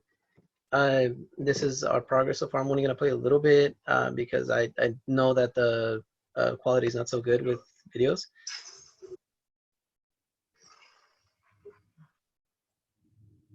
So that's just basically the engine running at this point. Then the last thing that the electrical subsystem did, we had a dash display that was developed, and the specifications were using a control from the Arduino, using AEM-NET protocol as the CAN bus protocol, so that we can get the information from the ECU. It's made out of a carbon fiber panel because it's one of the ones that we were able to manufacture similarly to the last rendition. The functionality is the RPM for the LED and RPM for the LEDs for the RPM, and a 4-digit 7-segment display for the RPM as well, for the driver to have a quick reference of the RPM. Low fuel as well, just one LED for the low fuel and the high temperature margin, just in case the engine is at a certain temperature that we do not need it to be. And a gear position sensor, since we are using a manual transmission this year. Now I'll hand it off to Colin Trong to talk about the drivetrain. Awesome, thanks Christian. So as mentioned, my name is Colin. I'm responsible for the drivetrain portion of the engine integration project. So the purpose of the drivetrain is to transmit power from the engine to the rear drive wheels, because this car is rear wheel drive. So this project will encompass the integration of a new system, a chain and sprocket system. We used to use a CVT style transmission, and so this is an entirely new system that we're trying to integrate into this new car. Another part of this project is to maximize power delivery to the rear wheels at all velocities. So we're trying to get the most amount of power when we're stopping, when we're trying to come out of turns. How can we maximize the most power out of this engine without touching the internal transmission gear set? And all these components that we're trying to design for a minimum safety factor of 3. Next slide, please. Next slide. Next slide. Okay, thank you. So this is the system overview of how the car is going to work. So power is produced from the engine, gets transmitted to the transmission, gets output through the engine sprocket, and this output sprocket is connected to a chain to a larger sprocket that's connected to the rear drive wheels.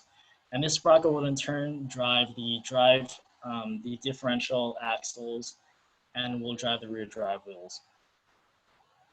Next slide. So this is a graph representing a 246 foot time versus our sprocket ratio.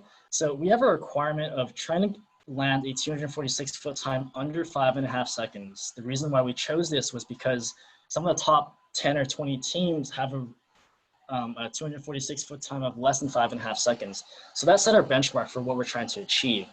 We decided to choose a sprocket ratio of 3 and 3.25, and that achieves us a 246 foot time at 5.4 seconds. So that meets that requirement. Next slide, please. This graph represents the RPM and velocity per sprocket ratio. So highlighted in purple is the sprocket ratio of 3.25. Every peak represents a shift point in the transmission.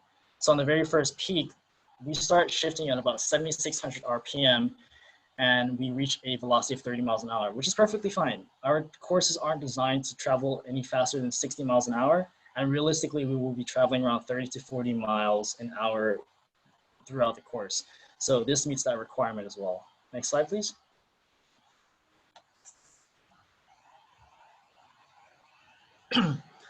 So this is a differential, and what a differential does, it vectors the torque from the engine to the drive wheels differently.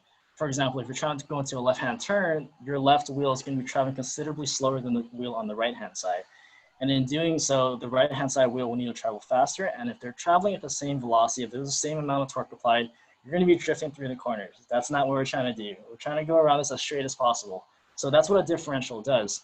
And this is the differential that we're going to be using this year. It's a Salisbury type differential made by a company called Drexler.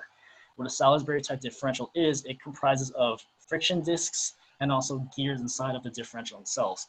What happens is that these friction discs will start to adhere together and grip together, forcing the two wheels to either go straight in a straight line acceleration or freely rotate and vector the torque between the two drive wheels when necessary. Next slide, please. This is a differential carrier. So in order to attach all these components to the vehicle, the differential carrier is needed. So on this differential carrier, there are two sets of holes. There's ones on top and ones on the bottom. The bottom will be mounted directly to the frame, and the top will be mounted to the frame via a chain tensioner that I will speak about shortly. What happens is that we need to pull this differential carrier backwards. It'll pivot about the bottom and pull it backwards to tension the chain. And that we're facing a 150-pound tension force. And so we ran the FEA, and we decided that the material best suited for this application would be 7075 T6 aluminum. This gave us a safety factor of 3.5 with the highest stress concentration located in the second picture on the right, highlighted in green. So this met that requirement of having a safety factor of 3.0. Next slide, please. Is there a chain tensioner assembly? On the picture on the left, that's where it's going to be located in the entire assembly. So one of our requirements for this was to have a minimum adjustability of 1 inch. We're able to exceed this requirement by utilizing 2 rod ends located on the picture on the right and an aluminum hex bar in the center. These are all threaded together, and because these are threaded and because of the geometry of the rod ends, we were able to have a maximum adjustability of 2.5 inches. So that's great as well. That meets that requirement. Next slide. And so I'm going to be handing it off to Alexandro, and he's going to talk about our differential sprocket carrier. Thank you, Colin. My name is Alexandro, and I'll be speaking about the differential sprocket adapter. The main function of this component in the drivetrain subsystem is to transmit torque power from the chain-driven sprocket to the differential in order for the wheels to turn forward. This component is found between the chain sprocket and the differential, as you can see on the rendering. The chain is attached from the engine transmission to the drive sprocket, where the adapter connects to the differential fastener by a heavy-duty retaining ring clip. Next slide, please. When the team purchased the Drexel differential, the sprocket adapter material was provided as part of the bundle. It was provided with 2 inches in thickness by 9 inches in diameter, 7-pound aluminum 7075 T6 alloy. The round stock material was inner broach in the center that will match the Drexel differential outer broach splines when attached, as you can see in the left figure. From the specific material provided, the main requirements for the adapter design was to make a lightweight but strong and durable component that could maintain the fatigue and the torque from the sprocket. The target was to decrease its weight down to 20% from the original stock material, so it can easily be mounted to the differential with no play when passed into the sprocket, a factor of safety no less than 3, and to clear any issues preventing colliding with any other components. Next slide, please. After 4 previous concepts in the final design shown, the measurements to take in consideration were from the bolt pattern provided from the sprocket chosen by the subsystem, which are 150 millimeters by 6 bolt pattern. The design also needed to keep the broach concentric to the bolt pattern as most accurate for weight distribution. The rough measurements for the final design are 7 inches diameter by 1 inch in height with a 45-degree angle. Finite element analysis simulation was practiced to the part 9,700 inch span to understand where the failures may occur, to refine the design and meet the safety factor of 5. By removing the material in form of triangles, the weight of the part was cut down to 1.09 pounds to meet the target. Strategy to remove material was to analyze compression and tension to show where the design material will fail. The plot shown in the right figure, where the red coloring where the bolts will be placed, are the most high stress concentrations. The most critical stage of the component is to have the bolt holes aligned and concentric to the differential. On the left side of the screen, you can see that there's a 3D print mock-up of a part that was made for assurance placement purposes. Engineering sketches have been created in order to continue with the metal machining. The proper mounting of the stock material, considering circular parts, require special tooling as well as different approach in operations to meet accuracy. Next slide, please. Now I would like to introduce Rene for suspension subsystem. Thank you, Alex. Hello, my name is Rene, and Enrique and I will be talking about suspension. In this picture, you can see where it is in reference to the whole car and some of the components we'll be going over. Next slide. Our objective for suspension was to engineer and fabricate suspension that maintained the maximum amount of friction between the tires on the road to accelerating, braking, turning, all while allowing the driver to maintain control of the vehicle while it's being operated. The subsystem is composed of the subframe, control arms, toe link, push rod, belt crank, upright, hub, and spindle. And I'll be showing you all these details in the following picture. Next slide, please. Again, this is system overview. Starting from the top left is a shock and spring assembly, which has its linkages, which are the silver triangle, which is the belt crank, and the push rod that's connected to it. These transfer the loads that the tire is experiencing, and we'll be transferring them to the chassis of the vehicle. Following are the control arms, the upper and lower ones, which attach the wheel assembly to the chassis. Following that is the upright, which houses the spindle assembly and the bearings, and the spindle, which actually receives the axles, which transmit the power to the wheels. And following the spindle is the wheel hub, which connects the spindle to the tires, allowing the power to be transmitted to the tires. Next slide, please. For suspension design, the geometry was a big factor. It's because geometry dictates how the wheel travels during use, and therefore the amount of grips the tire will have while maneuvering the road. The suspension design we chose is double wishbone, and one thing to note is that the length are not the same. The wishbones are also known as control arms, and the top control arm measures about 12 inches, and the bottom one measures about 13¾ of an inch. We chose this design because by using design, it allows the tire to maintain maximum amount of traction and contact to the ground while in operation. Along with the geometry that we chose, the resulting was a roll center that measures about 3.5 inches from the ground. This is very important because depending where the roll center lies, the car behavior will change. If the roll center is too high, it will cause the car to experience excessive jacking forces, which cause the tires to lose traction with the ground. But if it's too low, it will cause the car to experience excessive body rolling, which is very bad, and that's what we chose to have it at about 3.5 inches from the ground. Next slide, please. Now for talking about the components. Here are the control arms. This is the design that we chose. Prior to making these control arms, we had 3 case studies performed in SOLIDWORKS that we could observe 3 different loading scenarios, which are experiencing and possibly failing: maximum lateral, maximum longitudinal, and maximum vertical forces. Given these 3 cases, the one that yielded the lowest factor of safety for all of them was found to be maximum lateral force, which yielded a factor of safety of about 2 for each one. The length of each arm, the top was 12 inches. Again, the lower one about 13¾ Each one weighs about 1.1 pound, and we chose them to make them out of 4130 steel because given the high strength to weight ratio, allow them to be fairly light in design, using a small wall thickness of 0.065. And now I'll be passing on to Enrique, so you can continue talking about the rest of the components. Enrique? All right, thank you, Rene. So today I'm going to be talking about all the components that are housed inside of the wheel. And the first component I'll be talking about is what we refer to as the upright. And essentially what this part does, it holds the entire suspension system together. As you can see in the figure, the control arms are mounted to the top and bottom brackets that you see there. The toe link is mounted on the left mount, and on the bottom right mount, it's used for the push rod and shock assembly. And then the 2 holes that you see on the right, those 2 little stubs, those are used for the brake calipers. And in the center, you'll see that there's two bearings there, and those are actually tapered roller bearings. And the reason that we chose those is because tapered roller bearings can take can withstand both radial and axial loads, which is exactly what we expect to see during testing.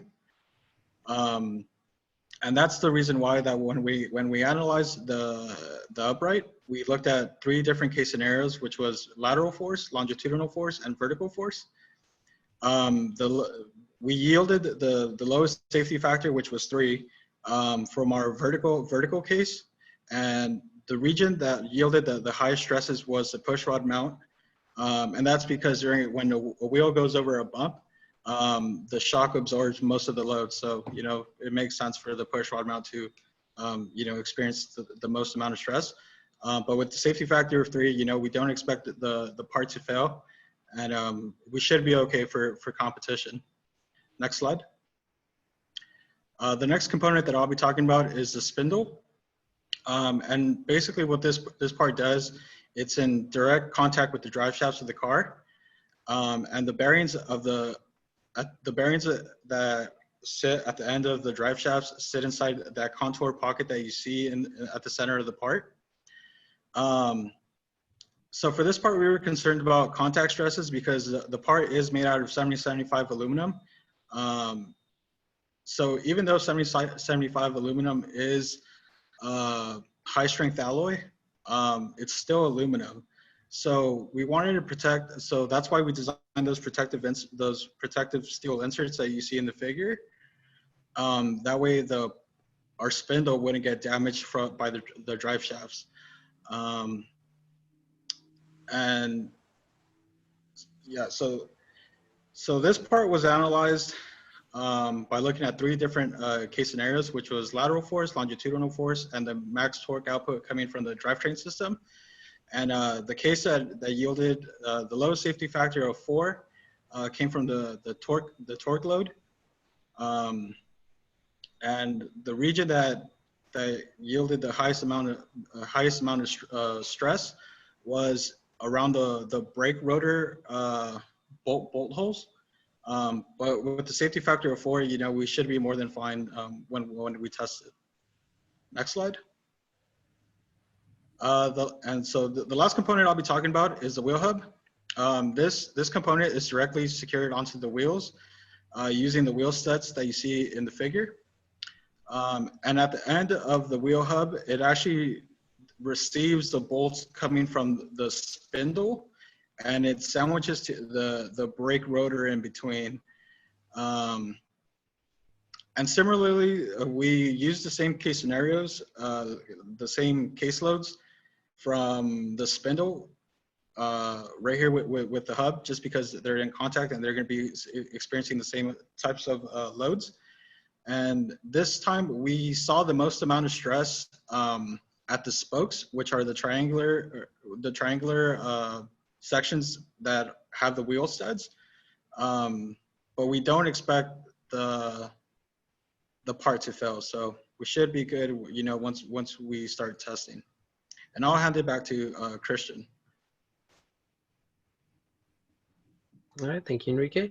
In conclusion, all parts pretty much have been designed. We have no preliminary testing other than the analysis that we went through, but we're ready to build. As soon as we get the green light, we're going to get right back into it. And this project is at a standstill. It's not complete. I do see in the future that we will end completing it.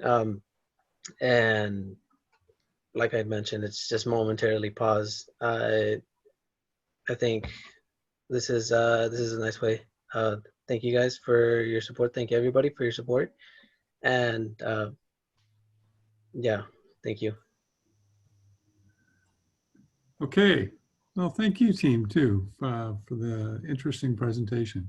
When you say you're going to get right back at it, are you guys sticking around for graduate school, or are you just determined to participate in the competition? I myself am planning on staying around for graduate school, but SAE allows any student who just graduated to participate 6 months after they graduate. Oh, okay. Mm-hmm. Okay. Are there other questions? Do people have some questions? Please unmute yourself before you ask a question. I had one question. you're showing engine speed and your gear displayed on the dash. Is there any reason you're not displaying vehicle speed or miles per hour? For simplicity's sake, since the electrical system already encompasses only the main system, which it was just tasked to run the engine. If we were to show more than that, the RPM itself and anything other than what we were already planning would have included more hardware that the team would not have been able to add to. So that would make the scope a little larger than we were able to handle. Okay, thank you. And I had a second question, if that's fine. Mhm. With the 5.5 or 5.4 acceleration time, do you know what place, if you were to land at exactly 5.4 seconds, what place you would get in last year's comp at the acceleration? Off the top of my head, no, I don't. We did have teams doing like 4.5 second acceleration runs, but that was like 1, 2, 3. But off the top of my head, I can't answer that. Okay.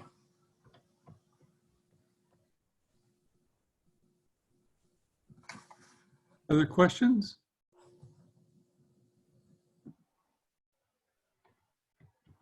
Okay. Well, team, congratulations on a job well done. Good luck in your competition this summer. I understand from the chat room that it's a virtual competition. Yes. Okay. This time, yeah. So we're gonna be doing only the static events.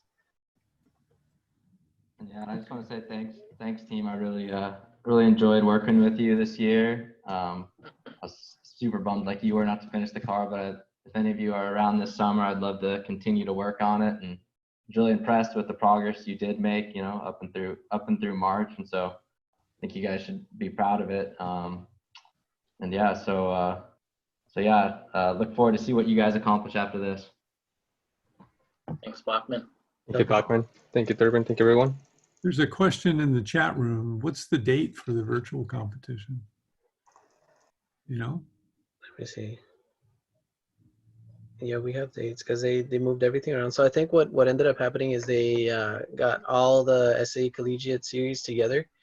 I think we're going to do just one mass event in which basically Baja, Formula, and I think Aero Design. I'm not sure if, I think also E-Formula is also a part of it. Everybody's doing that one event, so everything's going to span out. But I have to double check on that. Give me 1 second. Let me see. I don't know if anybody else can find it faster than I can. It's towards the end of June. It's like the 20th or 26th or something like that. June 17th to 20th. I was close. Sorry. Thank you. Are you guys looking at the chat room? There's another question. Do you guys use Simulink for any section of the project? I think they could be incorporated. It's something that, like I mentioned earlier, it's not necessary, but it will make things.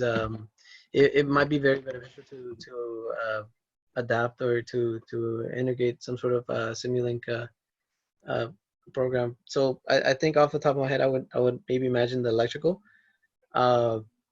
in terms of maybe timing. But it's just I think I haven't used Simulink so much as to say, yeah, this is exactly what we can apply it towards. Okay. Okay, everybody. Well, thanks so much. This concludes our session this afternoon. Don't forget we have an we have a Qualtrics survey so that you can give some feedback to the students. We've also got a full complement of presentations tomorrow starting at 2 o'clock. I want to thank the audience and all of the teams that presented today. It was a very good session. Thank you, Dornburn. Thank you. Okay. Thank you. Thank you, Professor Dornburn.